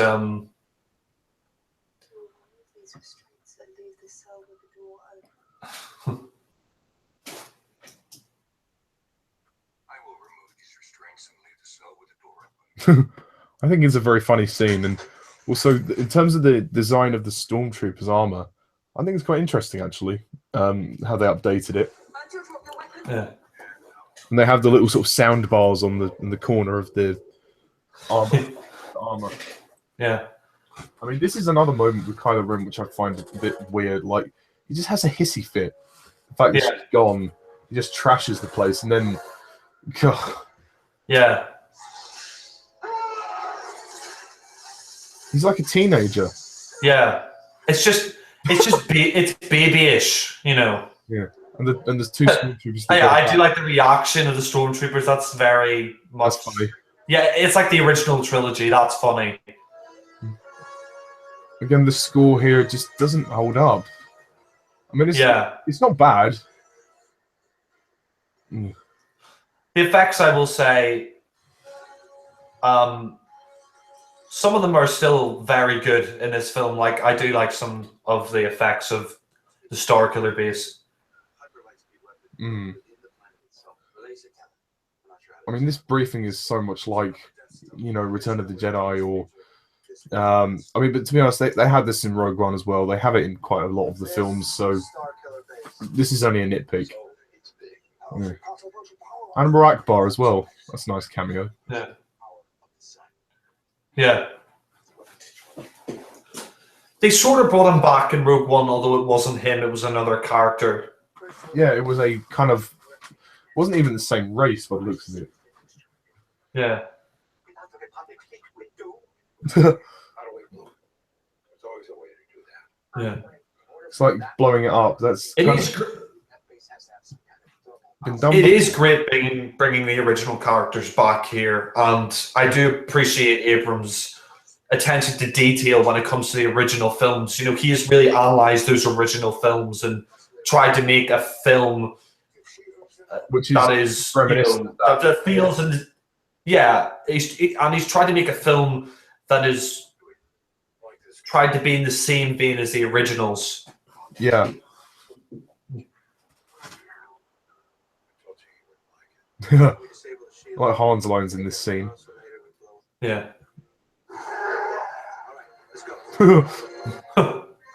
Chewie. That's a wonder. Will Chewie have a big role in the Last Jedi, or will he have a smaller role? Yeah, I mean they brought back Lando Calrissian's crewmate in this film as well. Oh yeah, Neenub, I think he's called. Yeah. Yeah. I wonder if Lando will come back. Yeah. I don't know if there's been any talk about it. Yeah, I wish he does. I wish he will come back. Mm. It's a shame that Han and Leia didn't sort of stay together, but there's still like a nice sort of mutual respect there. Yeah. Even if they don't love each other anymore, there's still a love there. They're still deep down. They always love each other, but it's a shame that they sort of broke up. Yeah. It kind of annoys me that they didn't stay together, because Jedi for me was the perfect ending. And when it was announced that they were doing episode 7, I was very pessimistic about it. And I think, you were to a certain extent as well. Not maybe not as much as me, but yeah. I think we both sort of thought that episode 7 was unnecessary. And so far I think Disney has done a very good job. I was pleasantly surprised by episode 7. I mean, yes, it is very similar to yes, maybe it was unnecessary. I mean, you don't really need an episode 7, but having it there is still fun. Yeah, I think for the most part it works. It's a mixed bag, but it's a good fun return to form after the messy prequel trilogy. Yeah. And Rogue One I thought was even better, so they're on the right track, I would say. I think Disney so far have done a very good job of these two films.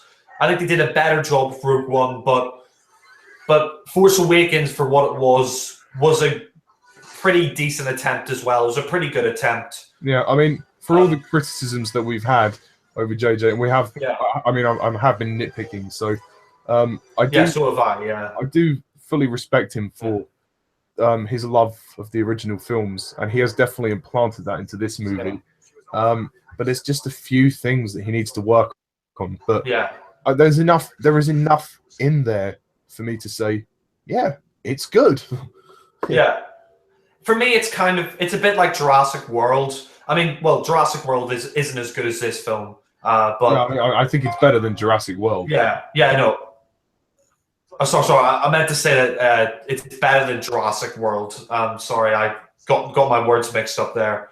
I mean, I think what I meant to say was I don't think Jurassic World is as good as this film, but it's a bit like Jurassic World in that it's a good film, but it's not brilliant. It's flawed.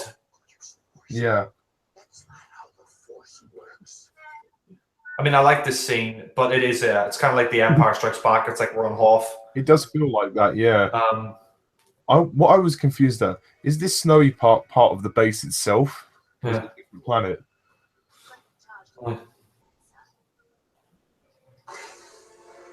I can't believe it said Dominic Monaghan earlier. Lord of the Rings. Yeah. Well, he is a big Star Wars fan, so yeah, Captain Phasma. This is the only other scene she's in. This is a good scene. Yeah, I mean, Captain Phasma, again, sort of a Boba Fett character. I mean, you could have really just taken Captain Phasma out of there, but yeah, I love when Finn says, "I'm in charge now, Phasma. I'm in charge. I'm in charge. I'm in charge." Yeah. It's like, okay, keep it down, kid. I mean, I love Harrison Ford in this film because he's just so cynical. Like he brings back that classic portrayal of the character from the first film, and the other two films. Well, especially the first film, because in the first film he is a really cynical, space pirate who believes the Force is phony and doesn't give a hoot about anyone else. Yeah, I'm not the Force. The Force is with me. Yeah, yeah. Or oh, that's a film before it. I mean, if you think about it now, Star Wars was originally written to be more than one film, but if the original film didn't take off, then it would have just been one film. And exactly. In some ways, I kind of wish it was one film, because then you can't tarnish the legacy of the original films. But I think, but then again, if it was really bad, it would have been ruined George Lucas's career from the beginning. But I mean, yeah, either way, it was either going to be very, very popular or very unpopular, and luckily it fell into place for George Lucas. I mean, in regards to Star Wars itself as a series, one reference I did like was the trash compactor. That worked really well. Yeah. It's like it's the subtleties that work really well. Yeah. The big obvious references, they're the ones that don't work. Yeah.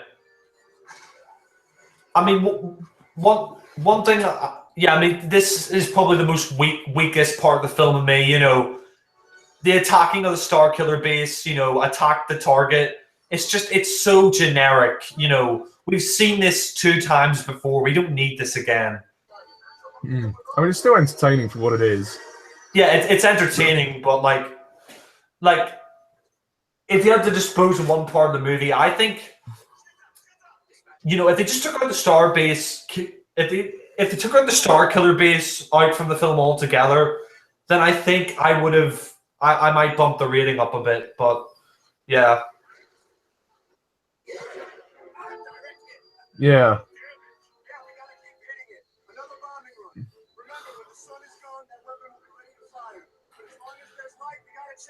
But talking about these scenes in the Death Star, again, J.J. Abrams, great attention to detail when it comes to those original films.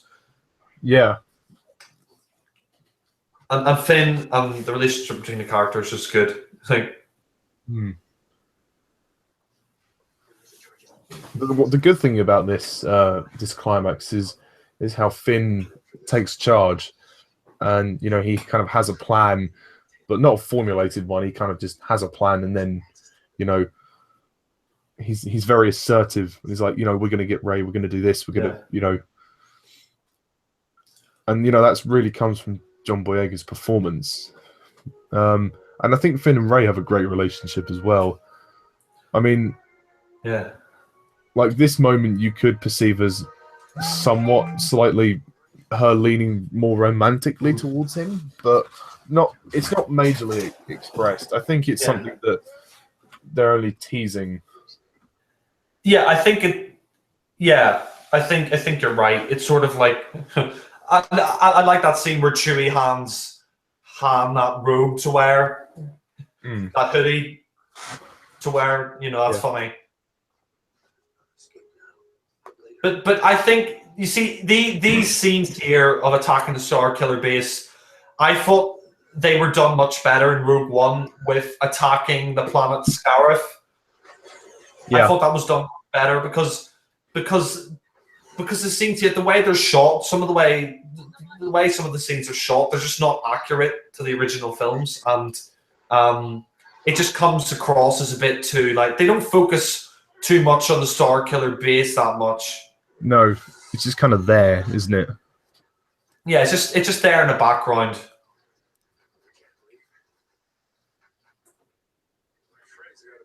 That was a bit of an obvious green screen shot. Yeah.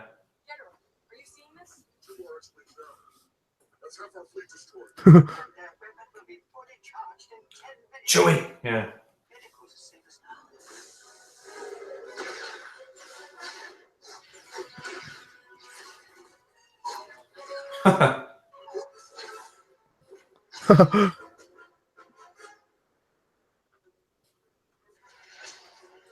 You see, this scene here, I agree. I mean, this scene's sort of like another. It's like it's a reference to Return of the Jedi. You know, when they're setting the charges. Oh yeah, and the fact that Han falls into a pit. Yeah. What scene are you on now? They've just got to the part where they're about to set the charges. Yeah. I'm on the same scene. But I think the scene coming up here with Kylo Ren on the bridge, I agree. They should have just waited until he took his mask off at that point. You know, it was pointless taking it off with Freya. It added nothing. Yeah. As you said. I mean, I have to say this is probably one of the strongest scenes of the movie. Yeah, and I know your reaction to it when it first happened, and Alan's reaction was like sort of shock and annoyance, and I think that was most people's reaction. And I could understand that because, you know, killing off Han Solo in this film was a bold move, and I will say J.J. Abrams, you know, he you know, he did it in a really he did it in a very good way. I mean, obviously, when I first saw it, it was a bit of a shock, but yeah, the brutality of it does make it work. Yeah, and it is a very emotional scene. It's probably one of the best written scenes, and also like him handing the lightsaber to him. It's quite Shakespearean the way it's just so quick. If you know what I mean, it's like a Shakespeare play, like stabbing. Oh, you know, it's like some kind of Shakespeare play, like just stabbing him. I do think you know, the only weak thing brutally, really but the score is yeah. The score at first isn't good, but after he's stabbed, the music does build up and it does get better. Yeah.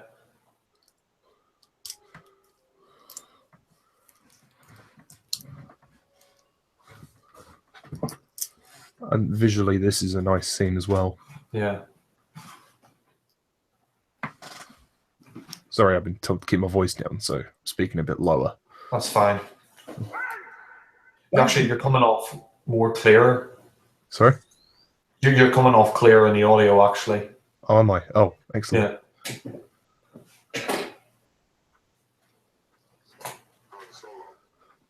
I love how he doesn't actually call him father. Yeah.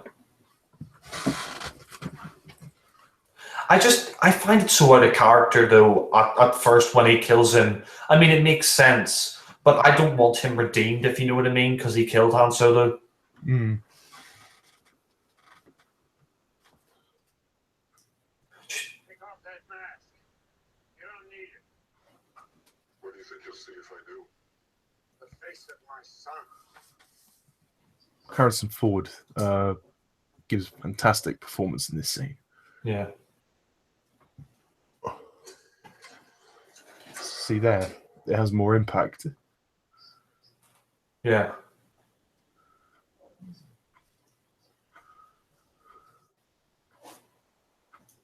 Your son, he's gone. He was weak and foolish like his father. So I destroyed him. That's what Snoke wants you to believe. But it's not true. My son is alive. Yeah. The scene itself, I mean, we're being quiet here because the dialogue here is quite good. Mm-hmm.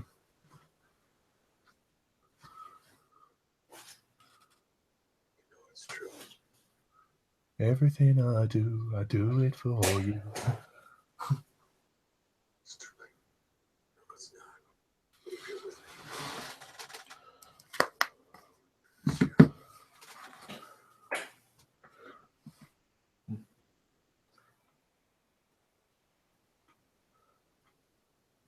I'm being torn apart.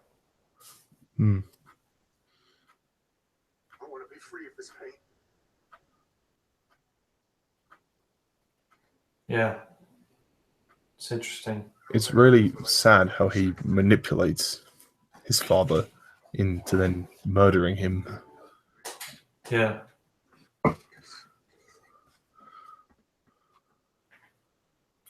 Yeah. I mean, why would he? Why would they do that? You know.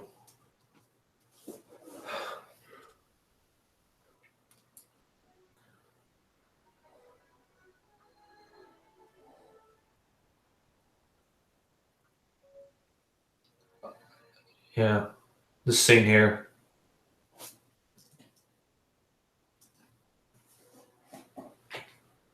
It's also lit really well, like the red lighting. I agree. This is probably maybe my favorite scene of the film because it is so dark.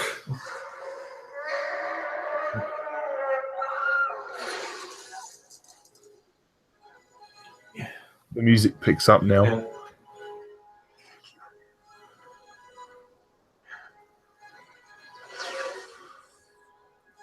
I want to see in The Last Jedi how Kylo Ren is affected by his father's death. The fact that he killed his father. I wonder whether that will take its toll on him. And I love that Han has his hand over on his cheek before he dies. Yeah. Do you know the way he gets stabbed and it's quite sudden? You know what it kind of reminds me of? It reminds me of the scene at the end of The Godfather Part 3 where Michael's daughter gets shot. Yeah. Mary, where she gets shot. And it's just so sudden and she falls to the ground. I don't think this is quite as strong as that, but even so. Yeah, no, I mean, it's nowhere near as powerful as that, but yeah.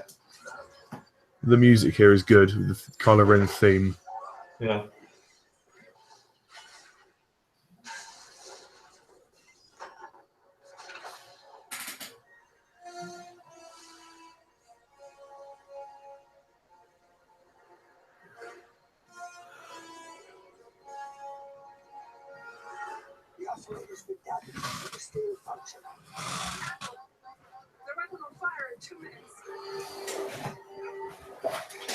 It's every time they cut back to the X-Wings when I'm not as interested.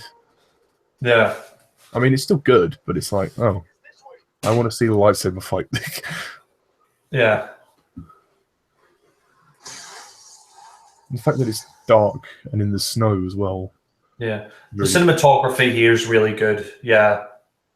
Again, J.J. Abrams shows that, you know, I mean, I remember they showed these scenes in the trailer. You're a monster. It's just us now. You're a monster. Yeah. They could have lost that line, I think.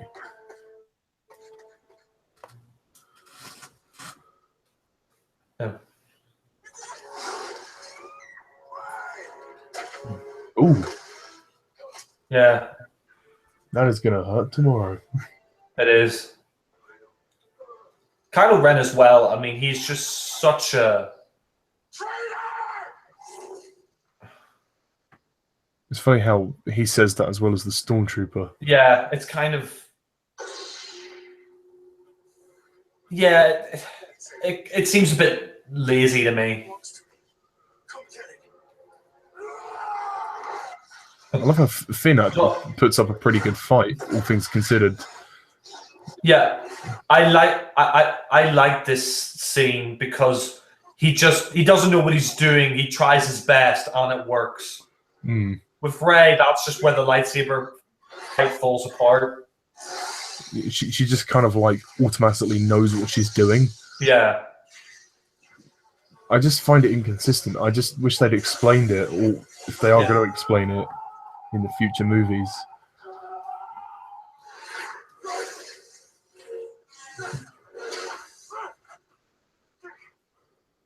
It's not like I said dick.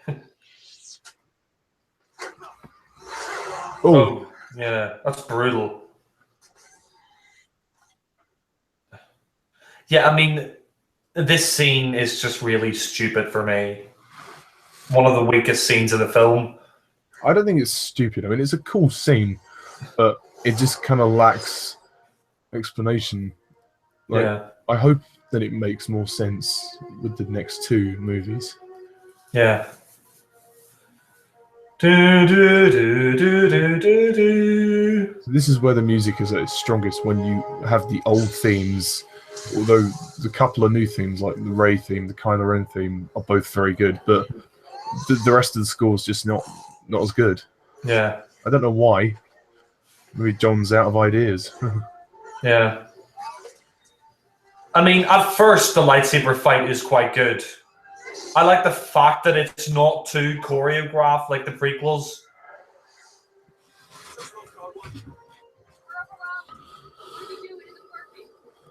I mean,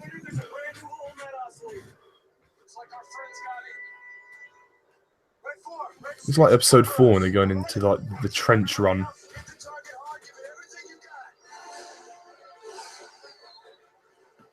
Yeah. Yeah, it reminds me a lot of A New Hope, which in a way is good, but I just think the climax of this film, like I just don't care for any of it apart from the Rey stuff. Like, it's a good climax. It's a good fight, but it lacks originality. Technically well made, I will say that. Yeah, but in terms of story, it just lacks originality. Yeah.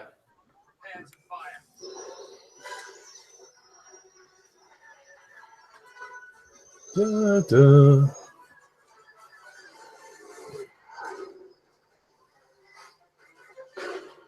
Yeah, and that's it.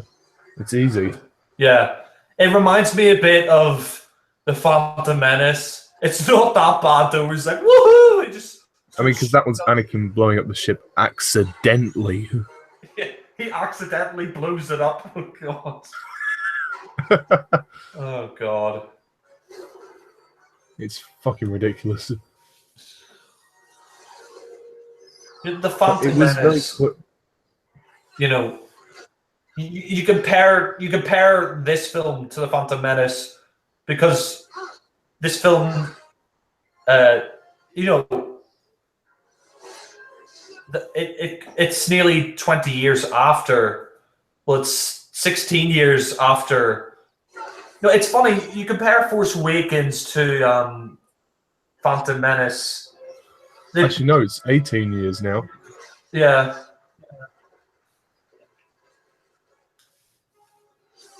Mm-hmm. What I don't understand here is why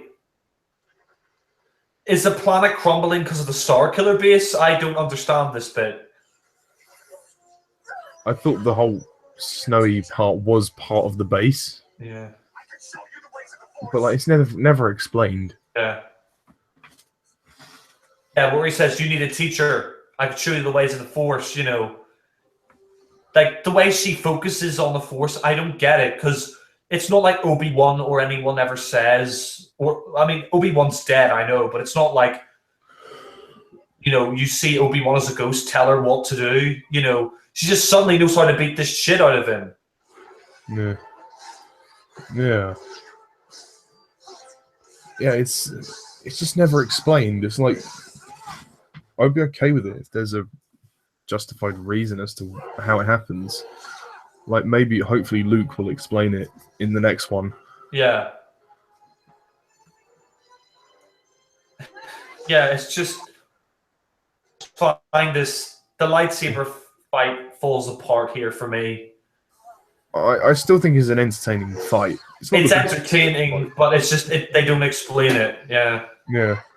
Like, it's well choreographed and it's well staged, and it's really atmospheric in terms of the cinematography. The way you can see the Japanese influence on this film, like the look of Rey, like the way they do her hair up and what she's wearing, and the lightsaber. It's like a samurai sword. Yeah.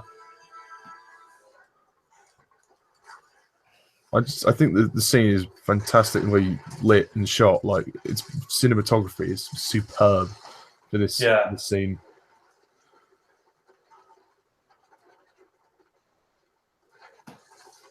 Yeah, I mean, it is good.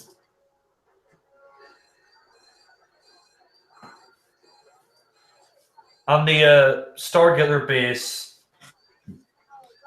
you know,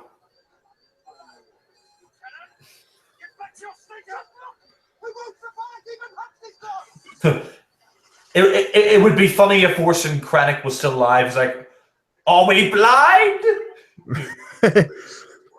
This is my achievement, not yours. Why is Snoke a hologram?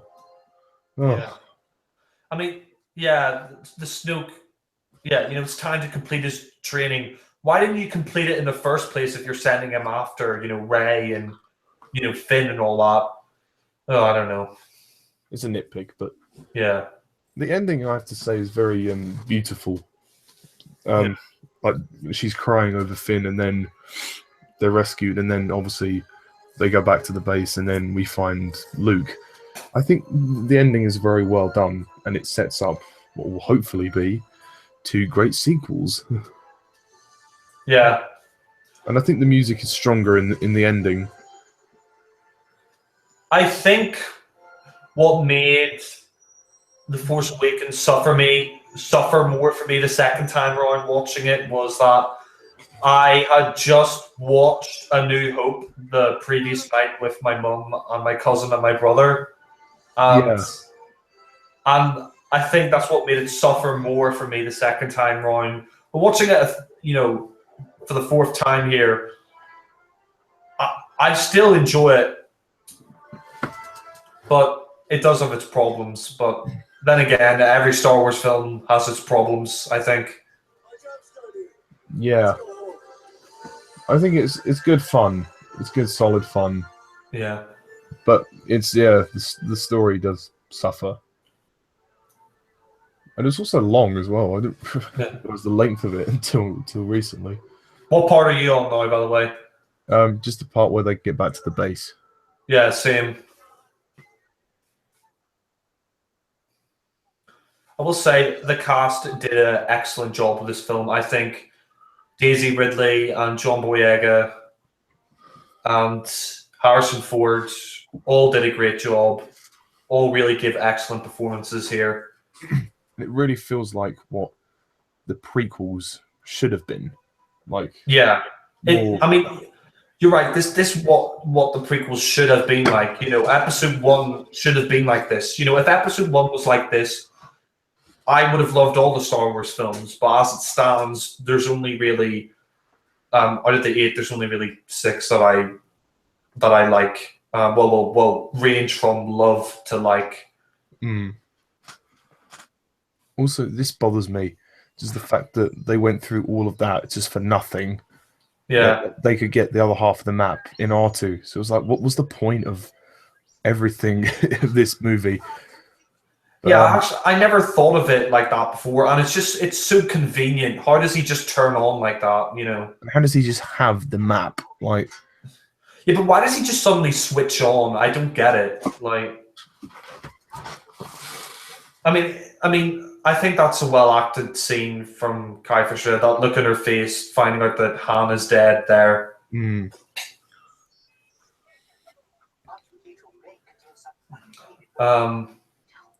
Yeah, but yeah, the missing piece here, of course, you have BB-8.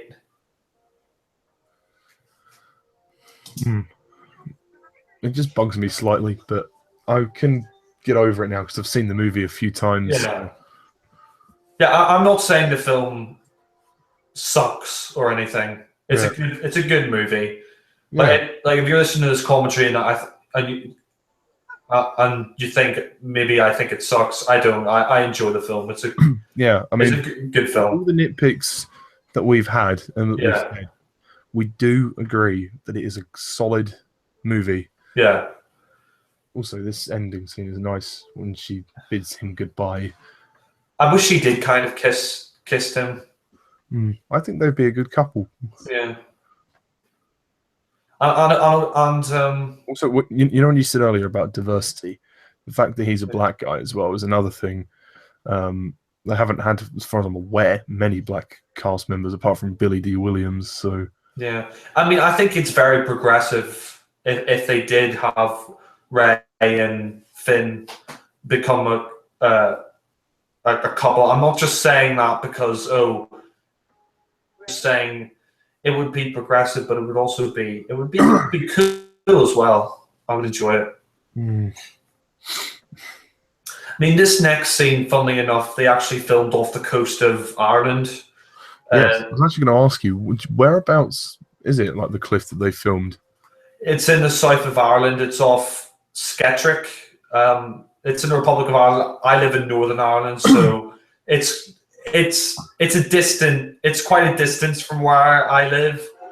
So yeah. I've never actually been to the island, I don't think, but they're actually episode 8. They are filming it. It's interesting because episode 8 they're filming it in again they're filming it in Donegal off Malin Head, and I usually go to Donegal for my holidays, so it would be cool if, like, you know, I saw Star Wars people there, but they keep it under such tight, you know, schedules. Yeah, and they try to keep it secret that you'll never really get to see anything happening there. Well, we have reached the very end of the movie. Yeah. Oh, it's been a long sit through. I think they did film quite a bit in the UK, actually. Yeah, they did. I mean, I really like this ending. It's quite nice, and hopefully sets up for... I'm glad they filmed more of this in the UK, because with the original Star Wars films, you know, they filmed a lot of them in London, but, you know, when you look at the Wikipedia pages, it says it's an American sci-fi film. But I've always seen the Star Wars films as being quite British as well, with the cast members in them, and the fact that they filmed a lot of them in London, and the fact that a lot of British people made some of the special effects. And now that we have Rey being, like, you know, the first sort of main good character is British, you know, I think it's quite nice, actually. And also just the look of it as well is really nice. It deviates from the rest of the film. And, you know, the reveal of Luke, I think, is handled really well.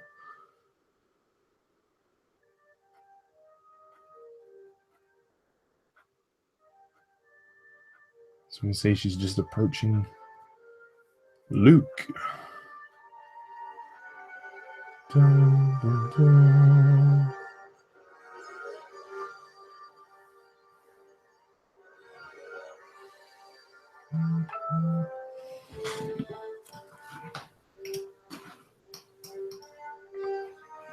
Hello? Hey, I'm watching the scene now. We're almost at the end, so...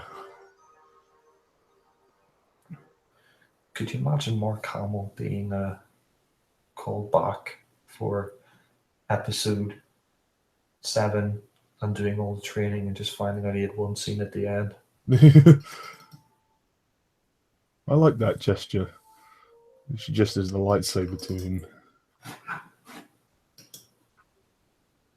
He obviously recognizes her. You can see it in his face. Yeah. And the nice music cue from John Williams.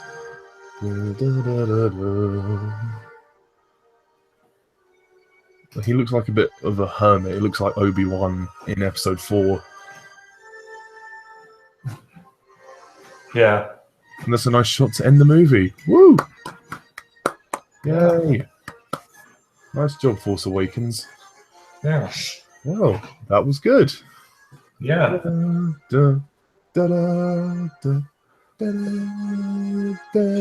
Jack Wendell, fantastic photography. What's like the music for the credits?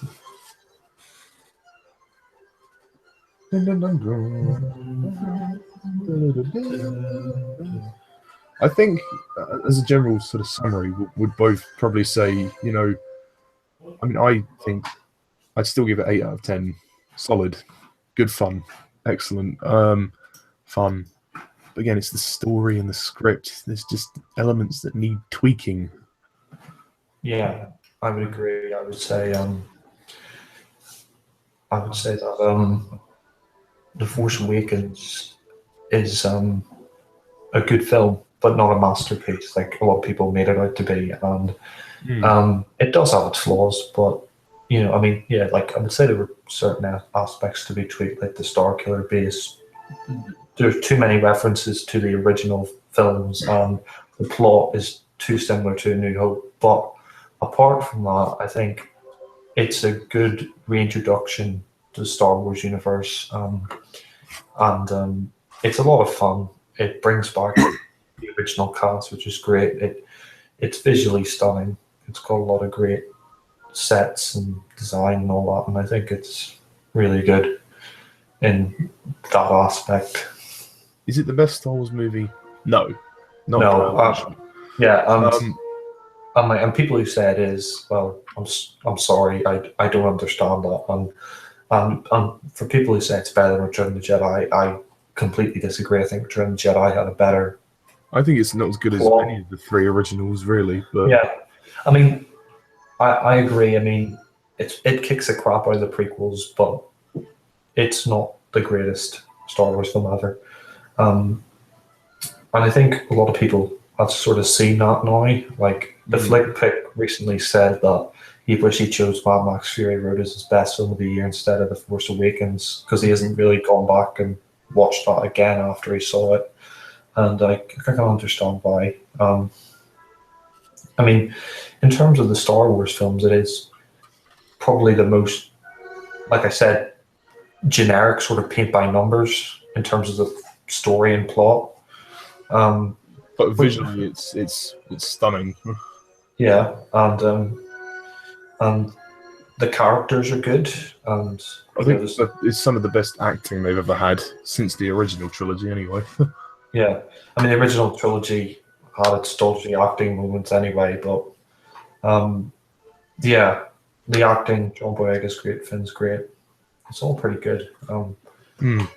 I mean, I still think Rogue One is the superior of the new movies. Yeah. I mean, this still works well for what it is, and hopefully, I just think some things need to be explained. So I'm hoping that the next two will step in and resolve those story problems. Yeah, and I'm hoping that The Last Jedi will be. I'm hoping that it won't be a rip-off of The Empire Strikes Back or Return of the Jedi, That's the only thing that worries me, is that will The Last Jedi rip off Empire with Luke training Rey? But yeah, it might. But as long as it doesn't do it as so overtly as The Force Awakens, then it should be fine. Yeah, I mean, like, talking about the new trilogy itself, I think I'm all for the new trilogy, but were they really necessary? No, but I'm glad Disney are making Star Wars films anyway. I mean, Force Awakens was definitely grabbed me more, like, because I saw it about 3 times at the cinema, and each time it did start to pique my interest a bit more. I can't say I love it, but I really do like it. The first time I watched it, I was a bit unsure, but I still thought, yeah, it's good.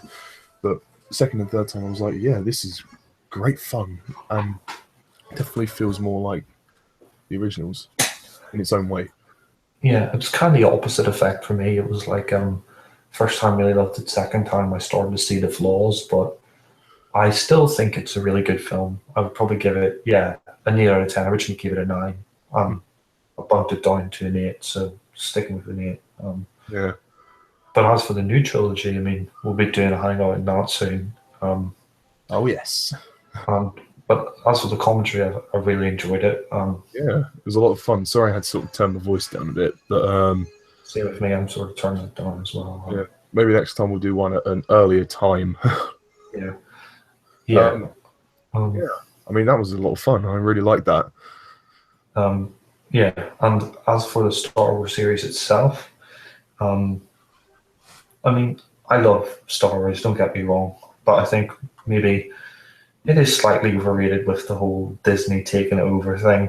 Not to say that that's bad, because I'm still a Star Wars fan, but yeah, maybe like I kind of, after the I was in love with it for quite a while when I was a kid, and then I've always loved it, but over the years, I've obviously got into other things like Bond, and so I've kind of felt out of touch with it. And you know, the new movies have definitely brought me back into it. And I've been really fascinated by the world, particularly with Rogue One, but this one as well. I agree. It sort of rekindled my interest, which is kind of funny. It's kind of funny because my interest in Doctor Who, it's kind of funny because my interest in Star Wars died off when Revenge of the Sith came out. After that, that was going to be the last Star Wars film, so that's when my fandom of Star Wars sort of died out, and then Doctor Who came back in 2005, and that was the first time I ever saw it, and that became sort of my passion for the next 10 years, and then The Force Awakens back in Doctor Who started to become crap. And it's kind of like, it's funny, it's like each era of each particular franchise had its own golden day. I mean, Doctor Who has lost that. Star Wars hopefully is getting a new era of golden times with The Last Jedi. I mean, obviously, Rogue One was, for me, a great success. Not everybody liked it as much, but I think the general reaction was positive. Would you agree? Yeah, I would, yeah. And the rest of it, I mean, I thought it was all, I mean, I think Rogue One particularly made me more of a Star Wars fan. Because that one felt like a classic film, but it didn't reference everything so much. It had subtle, and I think that's what worked. It was its own story. It didn't feel like it had to copy everything. Yeah, and that's what I preferred in it, was that it was a lot more original. So I'm glad about that. And I just hope certain aspects like Krennic and his over-the-top performance. This is my achievement, not yours. But I mean, there's still a lot of good in The Force Awakens. Like, you know, Rey, Finn, the characters are great, the visuals are great. Even parts of the script, like some of the lines are very good. It's funny, but yeah, I mean, I think it's sort of, it's a fan service film, if you know what I mean. It's made for the fans. It's like the Five Doctors of Star Wars. Yeah. Because you've got all those characters like Han, Leia, Luke, Chewie, and 3PO, R2, all of them are all back. Yeah. It's interesting. Yeah. I mean, also, from a visual standpoint, it was kind of like the best of both. It was like you had the CGI of the prequels and then the practical effects of the originals. Yeah. And then obviously the music from John Williams. Yeah, exactly. Well, the credits were almost over. Yeah. Nice piece of music for this part.